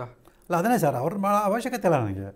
ನನಗೆ ಈ ಪ್ರಕರಣಕ್ಕೆ ಸಂಬಂಧಪಟ್ಟಾಗ ಏನೇನು ಬೇಕೋ ಅದರಷ್ಟೇ ಮಾಡ್ತೀವಿ ಹೊರತು ಸೊ ನಾನು ಸುಮ್ಮನೆ ಅವನ್ನೆಲ್ಲ ಯಾಕೆ ಭೇಟಿ ಮಾಡಬೇಕು, ಅದರ ಅವಶ್ಯಕತೆ ಇಲ್ಲ. ಇಲ್ಲ, ಬಂದಿರೋದು ಆರೋಪ ಅವ್ರ ಮೇಲಲ್ಲ ಅಂತ ಅದನ್ನೇ ಹೇಳ್ತೀನಿ ಸರ್. ಈಗ ಆರೋಪ ಅವ್ರ ಮೇಲೆ ಬಂದಿದೆ, ಸೌಜನ್ಯ ಕುಟುಂಬದವರು ಸಂತ್ರಸ್ತ ಅಂತ ಹೇಳ್ಕೊಳ್ತಾರೆ. ಅವರಿಬ್ಬರನ್ನ ಸಂಪರ್ಕ ಮಾಡಬೇಕಾಗತ್ತೆ ನನಗೆ ಕಂಡು ಬರಲಿಲ್ಲ. ನನಗೆ ಬಂದಿದ್ದೆ ಇಷ್ಟೇ, ಸೌಜನ್ಯ ಪ್ರಕರಣದಲ್ಲಿ ನನಗೆ ಬಂದ ಸಾಕ್ಷ್ಯಗಳನ್ನು ಇಟ್ಕೊಂಡು ತನಿಖೆ ಮಾಡಬೇಕು, ಮಾಡಿಸ್ಬೇಕು ಅಂತೇಳಿ ಆ ಪ್ರಯತ್ನ ನಾನು ಮಾಡಿದ್ದೆ. ಆರೋಪಿಗಳನ್ನು ಮತ್ತು ದೂರುದಾರರನ್ನು ಭೇಟಿ ಆಗದೆ ಅಥವಾ ಅವರನ್ನೇ ಸಂಪರ್ಕಿಸಿದೆ ನೀವು ಹೇಗೆ ಈ ರೀತಿಯ ಅನುಮಾನ ವ್ಯಕ್ತಪಡಿಸ್ತೀರಿ ಅಂತ? ಸರ್ ಅದನ್ನ ಹೇಳಿ ಸಾಕ್ಷ್ಯ ಇರೋ ಸಾಕ್ಷ್ಯಗಳ ಮೇಲೆ ಸರ್. ಅಂದರೆ ಈಗ CBI ರಿಪೋರ್ಟ್ ಮೇಲೆ ನೀವು ಬರೀ CBI ರಿಪೋರ್ಟ್ ಒಂದೇ ಅಲ್ಲ, ಬೇರೆ ಸಾಕ್ಷ್ಯಗಳನ್ನು ಇಟ್ಕೊಂಡೇ ಅದೇ ಫೋಟೋಸು, ಹೇಳಿಕೆ, ಅದೆಲ್ಲ ಎಲ್ಲ ಸಾಕ್ಷ್ಯಗಳು, ಟಿವಿಗಳಲ್ಲಿ ಕೂತು ನಾನು ಭೇಟಿ ಮಾಡಿದಂಥ ವ್ಯಕ್ತಿಗಳ ಮಾಹಿತಿಗಳು, ಸೊ ಎಲ್ಲನೂ ಆಧರಿಸಿ ಒಂದು ಧೈರ್ಯ ಮಾಡ್ಬೋದಲ್ಲ ಸರ್ ನೀವು ನಿಮಗೆ ಹೇಳಿರುವವರ ಮುಂದೆ ಕರ್ಕೊಂಡು ಬರೋದಕ್ಕೆ? ಸರ್ ತನಿಖೆ ಸಂಸ್ಥೆ ಮುಂದೆ ಬರ್ತಾರೆ ಸರ್. ನಾನು ಅವ್ರ ಸಾಕ್ಷರ ಎಲ್ಲರನ್ನ ಯಾಕೆ ಮಾಧ್ಯಮದ ಮುಂದೆ ಕರ್ಕೊಂಬರಲಿ? ಈಗ ನೋಡಿ, SIT ಮುಂದೆ ಸೌಜನ್ಯ ಪರ ಹೋರಾಟಗಾರರು ಒಂದಿಷ್ಟು ಜನರನ್ನು ಮುಂದೆ ಕರ್ಕೊಂಡು ಬಂದರು. ನಿಮ್ಗೆ ಯಾಕೆ, ನೀವು ಸುಮಾರು 20-25 ವರ್ಷಗಳಿಂದ ಅಥವಾ 30 ವರ್ಷಗಳಿಂದ ಸಾಮಾಜಿಕ ಹೋರಾಟ ಮಾಡ್ತಾ ಇದ್ದೀರಿ, ಯಾಕೆ ಇದೊಂದು ಧೈರ್ಯ ಮಾಡೋದಕ್ಕೆ ಸಾಧ್ಯ ಇಲ್ಲ ನಿಮ್ಮ? ಸರ್ ನಾನು ಬರೀ ಹೋರಾಟ ಮಾಡ್ತಿರೋದಲ್ಲ ಸರ್, ಸಾಕಷ್ಟು ಪ್ರಕರಣದಲ್ಲಿ ನ್ಯಾಯವನ್ನು ಕೊಡಿಸಿರೋಂಥವನು, ತನಿಖೆ ಮಾಡಿಸಿರೋಂಥವನು, ನನಗೆ ಗೊತ್ತಿದೆ ಯಾರಿಗೆ ಏನೇನು ಕೊಡಬೇಕು ಅಂತೇಳಿ. ಆ ಹಿನ್ನೆಲೆಯಲ್ಲೇ ನಾನು ಅಧಿಕಾರಿಗೆ ಏನೇನು ಕೊಡಬೇಕು ಅದು ಕೊಟ್ಟಿದ್ದೀನಿ. ಅದನ್ನು ಈಗ ಬಹಿರಂಗಪಡಿಸೋ ಅಗತ್ಯ ಇಲ್ಲ. ಆ ತನಿಖೆ ನಡೀಬೇಕಲ್ಲ. ತನಿಖೆ ಮಾಡೋಕ್ಕಿಂತ ಮುಂಚೆನೇ ಕೆಲವೆಲ್ಲ ಸಾಕ್ಷ್ಯಗಳನ್ನು ಮಾಧ್ಯಮ ಮುಂದೆ ಕೊಡೋಕ್ಕಾಗಲ್ಲ. ಸೊ ನಾನು ಏನು ಸಾಕ್ಷ್ಯ ಅಂದರೆ ಅವ್ರದ್ದು ವಿವರ ಕೊಟ್ಟಿದ್ದೀನಿ, ತನಿಖೆ ಅವ್ರನ್ನ ಕರೆಸಿ ವಿಚಾರಣೆ ಮಾಡ್ತಾರೆ. ಇಡೀ ರಾಜ್ಯದಲ್ಲಿ ಒಬ್ಬ ಪ್ರಭಾವಿ ಸಾಮಾಜಿಕ ಹೋರಾಟಗಾರ ಅಂತ ನೀವು ಗುರುತಿಸಿಕೊಂಡವರು, ಮುಡಾ ಪ್ರಕರಣವನ್ನು ಎತ್ತಿದವರು, ಅದರ ವಿರುದ್ಧ BJPಯು ಕೂಡ ದೊಡ್ಡ ಮಟ್ಟದ ಹೋರಾಟ ನಡೆಸಿತು. ಈಗ ಮೊದಲಿಂದ ಅಂತಲ್ಲ, BJP ಈಗ ಸೌಜನ್ಯ ಪ್ರಕರಣದ ಬಗ್ಗೆ ದೊಡ್ಡ ಹೋರಾಟವನ್ನು, ಧರ್ಮಸ್ಥಳದ ಪ್ರಕರಣ ಬಗ್ಗೆ ಒಂದು ದೊಡ್ಡ ಹೋರಾಟವನ್ನು ನಡೆಸ್ತಾ ಇದೆ. ನಿಮಗೆ ವಿಜೇಂದ್ರ ಯಡಿಯೂರಪ್ಪ ಅಥವಾ BJP, ರಾಜ್ಯ BJP ಸಂಪರ್ಕ ಏನಾದರೂ ಮಾಡಿದೆಯಾ ಅಥವಾ ನೀವು ಈ ಪ್ರಕರಣವನ್ನು ಎತ್ತಿ ಅಂತ ಏನಾದರೂ ಹೇಳಿದೆಯಾ? ಖಂಡಿತವಲ್ಲ ಸರ್. ಈಗಾಗಲೇ ಹೇಳಿದ್ನಲ್ಲ ಸರ್, ಇಲ್ಲಿ ನನ್ನ ಏನಿದೆ ಎಲ್ಲನೂ ತನಿಖೆ ಮಾಡಿ ನಾನು ಹೇಳಿದ್ದೀನಿ. ಇದಕ್ಕಿಂತ ಇನ್ನೇನು ಹೇಳಬೇಕು ನಾನು? ಅಲ್ಲ, ಈಗ ಯಾವುದೇ ಪ್ರಕರಣ ತಗೊಂಡ್ರು ಆರೋಪ ಬಂದಿರೋರು ಎಲ್ಲರೂ ಕೂಡ ಅದನ್ನೇ ಹೇಳೋದು, ನನ್ನ ಬಗ್ಗೆ ತನಿಖೆ ಮಾಡಿ ಅಂತ. ಮತ್ತು ಇನ್ನೇನು ಮಾಡ್ಬೇಕು ಸರ್? ಯಾಕಂದ್ರೆ ಹೋರಾಟ ಮಾಡಬಾರ್ದಾಗ್ರೆ, ಇವರೆಲ್ಲ ಅನುಮಾನ ಪಡ್ತಾರೆ ಕಾರಣಕ್ಕೆ ನಾವು ಹೋರಾಟ ಮಾಡಬಾರ್ದಾಗ್ರೆ. ಹೋರಾಟ ಮಾಡಿ ದಿಕ್ ತಪ್ಪಿಸ್ಬೇಡಿ ಅಂತ. ದಿಕ್ ತಪ್ಪಿಸ್ತಾರೆ, ಅದನ್ನೇ ಹೇಳ್ತಿಲ್ಲ ಸರ್. ದಿಕ್ ತಪ್ಪಿಸಿ ಅಂತ ಯಾರು ಹೇಳಬೇಕು? ತನಿಖಾ ಸಂಸ್ಥೆ ಹೇಳಬೇಕು, ಮಾನ್ಯ ನ್ಯಾಯಾಲಯ ಹೇಳಬೇಕು. ದಿಕ್ ತಪ್ಪಿಸೋದು ಏನಿದೆ ನಂಗೆ ಅರ್ಥ ಆಗ್ತಿಲ್ಲ. ಅಂದರೆ ಈಗ SIT ನೀವೇ ಹೇಳ್ತಾ ಇದ್ದೀರಿ, ಈ ಧರ್ಮಸ್ಥಳ ಪ್ರಕರಣಕ್ಕೆ ಸಂಬಂಧಪಟ್ಟ ಹಾಗೆ ತನಿಖೆ ನಡೀತಾ ಇದೆ, ನೀವು ಇಲ್ಲಿ ಹೋಗಿ ಸೌಜನ್ಯ ಪ್ರಕರಣದ ಬಗ್ಗೆ ದೂರು ಕೊಟ್ರೆ ಏನ್ ಕತೆ ಅದು? ಸೌಜನ್ಯ ಪ್ರಕರಣ ತನಿಖೆ ತಪ್ಪಿಸೋದಲ್ವಾ? ಹೆಂಗ್ ದಿಕ್ ತಪ್ಪಿಸೋದು? ಮತ್ತಿನ್ನೇನು SIT ಈಗ ಸಾಮಾಜಿಕ ವಲಯಕ್ಕೆ ಯಾವ ರೀತಿಯಲ್ಲಿ ಇನ್ಫ್ಲುಯೆನ್ಸ್ ಆಗುತ್ತೆ ಅದು? ಸರ್ ಇಲ್ಲಿ ಸೌಜನ್ಯ ಪ್ರಕರಣಕ್ಕೆ ಸಂಬಂಧಪಟ್ಟಾಗಿ ಏನೇನು ಸಾಕ್ಷ್ಯಗಳಿದೆ ಅದನ್ನ ತನಿಖೆ ಮಾಡಿ ಅಂದ್ಕೊಳ್ಳೋದು ದಿಕ್ ತಪ್ಪಿಸೋದಾ? ಹೇಗೆ ದಿಕ್ ತಪ್ಪಿಸಿದ್ರೆ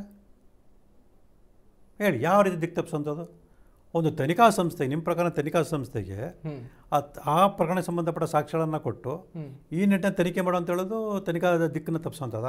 SITಗೆ ಎಷ್ಟು ದೂರ ಬಂದಿದೆ ಅನ್ನೋದ್ರ ಬಗ್ಗೆ ಮಾಹಿತಿ ಇದೆ ನಿಮಗೆ? ನನಗೆ ಗೊತ್ತಿಲ್ಲ, ಅವ್ರು ಯಾವುದೂ ಮಾಹಿತಿ ಕೊಡ್ತಿಲ್ಲ. ಸುಮಾರು 30 ಪ್ರಕರಣಗಳು ಬಂದಿದೆ ಅಂತ, ದೂರುಗಳು ಬಂದಿದೆ. ಅದೇ ಗೊತ್ತಿಲ್ಲ ನನಗೆ. ನಿಮ್ಮದು ಸೇರಿದೆ ಅಂತ ಇಲ್ಲಿ ತನಿಖೆ ಮಾಡಲಿ ಸರ್. ಅದೆಲ್ಲದನ್ನು ಕೂಡ ಸೇರಿಸ್ಕೊಂಡಿದೆ, ನೀವೇ ಯಾಕೆ SITಗೆ ಹೋಗಿಲ್ಲ ಅನ್ನೋದು ದೊಡ್ಡ ಪ್ರಶ್ನೆ ಈಗ. ಸರ್ ಇಲ್ಲಿ ಅದನ್ನೇ ಹೇಳ್ತಿಲ್ಲ ಸರ್. ನಾನು ದೂರು ಕೊಡಬೇಕು, ಕೊಟ್ಟಿದ್ದೀನಿ. ಅದು ಅವರೇ ತನಿಖೆ ಮಾಡಬೇಕು ಅಂತಿದ್ರೆ ಅವರು ಅಲ್ಲಿ ಕಳಿಸ್ತಾರೆ ಅಷ್ಟೇ. ಅಲ್ಲೇನು ದೊಡ್ಡದೇನಿದೆ? ಹಾಗಾದ್ರೆ ನಾನು SP ಕೊಟ್ಟಿದ್ದ ತಕ್ಷಣ ಅವ್ರು SIT ಕಳಿಸಲ್ಲ ಅಂತೇಳಿ ನೀವು ಯಾಕೆ ತಿಳ್ಕೊಳ್ತೀರಾ, ಅಥವಾ ಜನ ಯಾಕೆ ತಿಳ್ಕೊಳ್ತಾರೆ? ಕುಸುಮಾವತಿಯ ಬಗ್ಗೆ ನಿಮಗೆ ಏನು ದ್ವೇಷ ಇದೆ? ನನಗೆ ಯಾಕೆ ದ್ವೇಷ ಸರ್? ಆರೋಪ ಮಾಡ್ತಿರೋದು ಅವ್ರ ಮೇಲೆ, ಗೌಡನ ಮೇಲೆ ಆರೋಪ ಮಾಡ್ತೀರಿ, ಕುಸುಮಾವತಿ ಬಗ್ಗೆ ಆರೋಪ ಮಾಡ್ತೀರಿ. ಸೌಜನ್ಯ ಪರ ಹೋರಾಟ ಮಾಡಿದರಲ್ಲಿ ಪ್ರಮುಖರು ಅವರು ಇದ್ದಾರೆ, ಅವ್ರ ಮೇಲೆ ನೀವು ಆರೋಪ ಮಾಡ್ತೀರಿ ಅಂತ ಹೇಳಿದ್ರೆ ಅನುಮಾನ ಬರಲ್ವಾ? ಅವ್ರನ್ನ ಭೇಟಿ ಮಾಡಿಲ್ಲ, ಅವ್ರ ಬಗ್ಗೆ ನಂಗೆ ಏನು ಗೊತ್ತಿಲ್ಲ. ನಾನು ಈಗ ದಾಕ್ಷಣ ಇಟ್ಕೊಂಡು ನನಗೆ ಏನು ಬಂದು ಅದು ಹೇಳಿದ್ದೀನಿ. ಯಾವುದೇ ಒಂದು ವೈಯಕ್ತಿಕ ದ್ವೇಷ ಆಗಲಿ ಅಥವಾ ಧರ್ಮಾಧಿಕಾರಿಗಳ ಮೇಲೆ ಅಥವಾ ಅವರ ಪರವಾದಂಥ ಒಲವು ಇದೆಯಾ ನಿಮಗೆ? ಸರ್ ಅವ್ರ ಪರವಾಗಿ ಏನಕ್ಕೆ ಕೊಟ್ಟಿಲ್ಲಲ್ಲ ಸರ್. ನಾನು ಅದನ್ನ ಹೇಳ್ತೀನಿ, ನಾನಿಲ್ಲಿ ಸೌಜನ್ಯ ಪ್ರಕರಣ ಸತ್ಯ ಎತ್ತಿ ಅಂತ ಕೊಟ್ಟಿಲ್ಲ. ಅಂದರೆ ಸಾಮಾಜಿಕ ವಲಯದಲ್ಲಿ ಏನಾಗುತ್ತೆ ಕೇಳಿದ್ರೆ, ನೀವು ಸೌಜನ್ಯಗಳ ತಾಯಿಗೆ ಹೋಗಿ ದೂರು ಕೊಟ್ಟಾಗ ಇವರು ಸ್ನೇಹಮಯಿ ಕೃಷ್ಣ, ಇವರು ಧರ್ಮಾಧಿಕಾರಿಗಳ ಪರವಿದ್ದಾರೆ, ಧರ್ಮಸ್ಥಳದ ಪರವಾಗಿದ್ದಾರೆ ಅಂತ ಅನಿಸುತ್ತೆ ಸರ್. ಇಲ್ಲಿ ಜನರು ಅಭಿಪ್ರಾಯ ಒಬ್ಬರೊಂದು ರೀತಿ ಬರುತ್ತೆ. ನಿಮಗೂ ಜನರ ಅಭಿಪ್ರಾಯ ಈ ರೀತಿ ಮಾಡಿದ ಕಾರಣಕ್ಕೆ ನನಗೆ ಸರಿ ಅಂತ ಅನಿಸಿದ್ನ ನಾನು ಮುಂದಿರಬಾರ್ದು ಅಂತ ಹೇಳೋಕ್ಕಾಗಲ್ಲ. ಸೊ ನನಗೆ ಸಾಕ್ಷರ ಸಮೇತ ನನಗೇನು ಸರಿ ಅನಿಸ್ತು ಅದರ ಬಗ್ಗೆ ಹೇಳ್ದಲ್ಲ. ನಾನು ಒಬ್ಬನೇ ತೀರ್ಮಾನ ಮಾಡಿರೋದಂತಲ್ಲ, ಸಂಬಂಧಪಟ್ಟ ಸಾಕಷ್ಟು ಚರ್ಚೆ ಮಾಡಿ, ತಜ್ಞರಿಂದ ಕೂಡ ಚರ್ಚೆ ಮಾಡಿ ಅವ್ರದೆಲ್ಲ ಅಭಿಪ್ರಾಯ ತಗೊಂಡು, ಸೊ ನಾನೇನು ಅಂದ್ಕೊಂಡಿದ್ದೀನಿ ಅಂದರೆ ಏನು ಆರೋಪ ಮಾಡ್ತೀನಿ ಅದಕ್ಕೆ ಸೂಕ್ತವಾದ ಅಂದರೆ ಮೇಲ್ನೋಟಿಗೆ ಸಂಬಂಧಪಟ್ಟ ಸಾಕ್ಷ್ಯಗಳು ಇದೆ ಅಂತ ಕಂಡು ಬಂದರೆ ನಾನು ದೂರು ಕೊಟ್ಟಿದ್ದೀನಿ. ಹೊರತು ಯಾವುದೋ ಆ ಥರ ಆಗಿದ್ರೆ ನನಗೆ 1.5 ತಿಂಗಳಿಂದ ಏನು ವಿಚಾರ ತಿಳ್ಬೋದು, ಅವತ್ತೇ ದೂರು ಕೊಟ್ಬಿಡ್ಬೋದಾಯ್ತು. ಕೊಟ್ಟಿಲ್ಲ. ನಾನು ಯಾಕೆ ಮಾಹಿತಿಗಳು ಸಂಗ್ರಹ ಮಾಡಿ 2 ಸಲ ನಾನು ಮಂಗಳೂರು ಮತ್ತು ಧರ್ಮಸ್ಥಳಗಳೆಲ್ಲ ಹೋಗಿ ಮಾಹಿತಿಗಳನ್ನ ಮತ್ತು ಸಾಕ್ಷಿಗಳನ್ನು ವಿಚಾರಣೆ ಮಾಡಿ ಬರಬೇಕಿತ್ತು. ಒಬ್ಬ ಹೆಣ್ಣು ಮಗು ಅತ್ಯಾಚಾರ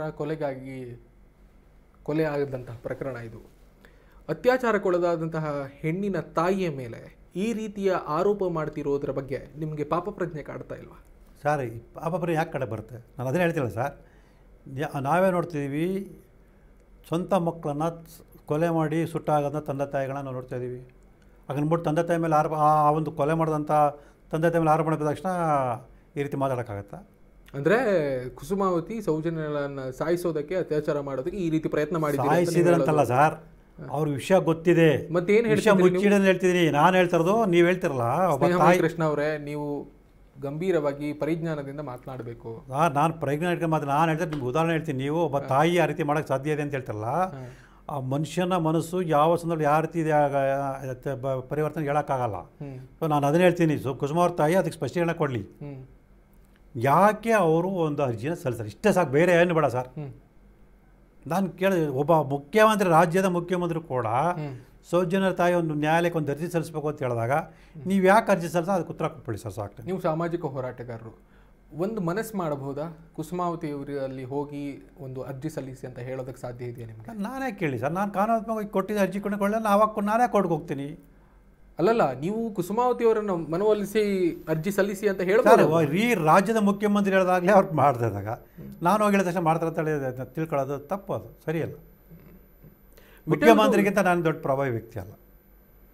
ಆದರೂ ಅವರನ್ನು ಅಲ್ಲಾಡಿಸಿ ಕಾನೂನಾತ್ಮಕ ಹೋರಾಟ ಮಾಡಿದ್ದೀನಿ. ಹೇಳ್ತಾ ಇರೋದು ನಿಮಗೆ, ಕುಸುಮಾವತಿ ಅವರು ಮುಖ್ಯಮಂತ್ರಿ ಮಾತಿಗೆ ಬೆಲೆ ಕೊಡ್ತಿದ್ದಾಗ ಸೊ ನಾನು ಹೋಗಿ ಹೇಳಿದ ತಕ್ಷಣ ಅವ್ರು ಒಪ್ಕೊಂಡ್ಬಿಡ್ತಾರೆ ಅಂತೇಳಿ ತಿಳ್ಕೊಳ್ಳೋದು ತಪ್ಪು ಅಂತ ನನ್ನ ಅಭಿಪ್ರಾಯ. ವಿಠಲ್ ಗೌಡನ ಬಗ್ಗೆ ನಿಮ್ಮಲ್ಲಿ ಇರುವಂತಹ ಬೇರೆ ದಾಖಲೆಗಳೇನು? ತನಿಖಾಧಿಕಾರಿ ಮುಂದೆ ಕೊಟ್ಟಿದ್ದೀನಿ ಸರ್. ಇಲ್ಲ, ಎಲ್ಲನೂ ಈಗಲೇ ಹೇಳೋಕ್ಕಾಗಲ್ಲ ಸರ್. ತನಿಖೆ ಸಂದರ್ಭದಲ್ಲಿ ಕೆಲವು ವಿಚಾರಗಳನ್ನ ನಾವು ಸಂಪೂರ್ಣ ಹೇಳೋಕ್ಕಾಗಲ್ಲ. ಸೊ ಪ್ರಮುಖವಾಗಿ ಏನಿದೆ ಅದನ್ನು ಹೇಳಿದ್ದೀನಿ. ಸೊ ಅದನ್ನು ನನ್ನ ವಿವರವಾದ ಅರ್ಜಿಯಲ್ಲಿ ಬರೆದಿದ್ದೀನಿ. ಸೊ ಆ ಅರ್ಜಿ ನಾನು ಬಹಿರಂಗಪಡಿಸಿದ್ದೀನಿ. ಸೊ ಅರ್ಜಿ ಸಾಕಷ್ಟಿದೆ, ಅದಕ್ಕೆ ಪೂರಕ ಮತ್ತಷ್ಟಿದೆ, ಅದನ್ನೆಲ್ಲ ನಾನು ತನಿಖಾಧಿಕಾರಿ ಕೊಟ್ಟಿದ್ದೀನಿ. ಅಂದರೆ ಆತ ಬಯಸಿದ ಹೆಣ್ಣಿನ ಮೇಲೆ ಬೇರೆಯವರು ಅತ್ಯಾಚಾರ ಮಾಡಿದರೆ ಅದಕ್ಕೋಸ್ಕರ ಈಗ ಹೋರಾಟ ಮಾಡ್ತಿದ್ದಾರೆ ಅಂತ ಅನಿಸ್ತಾ ಇದೆ ನಿಮಗೆ? ಅಲ್ಲ, ಅವರೇ ಮಾಡಿದ್ದಾರೆ ಅಂತ ನಾನು ಹೇಳ್ತಾ ಇರೋದು. ಬೇರೆಯವ್ರು ಮಾಡಿದ್ರೆ ಅಂತೇಳಿ ಹೋರಾಟ ಮಾಡ್ತಿರೋದಲ್ಲ.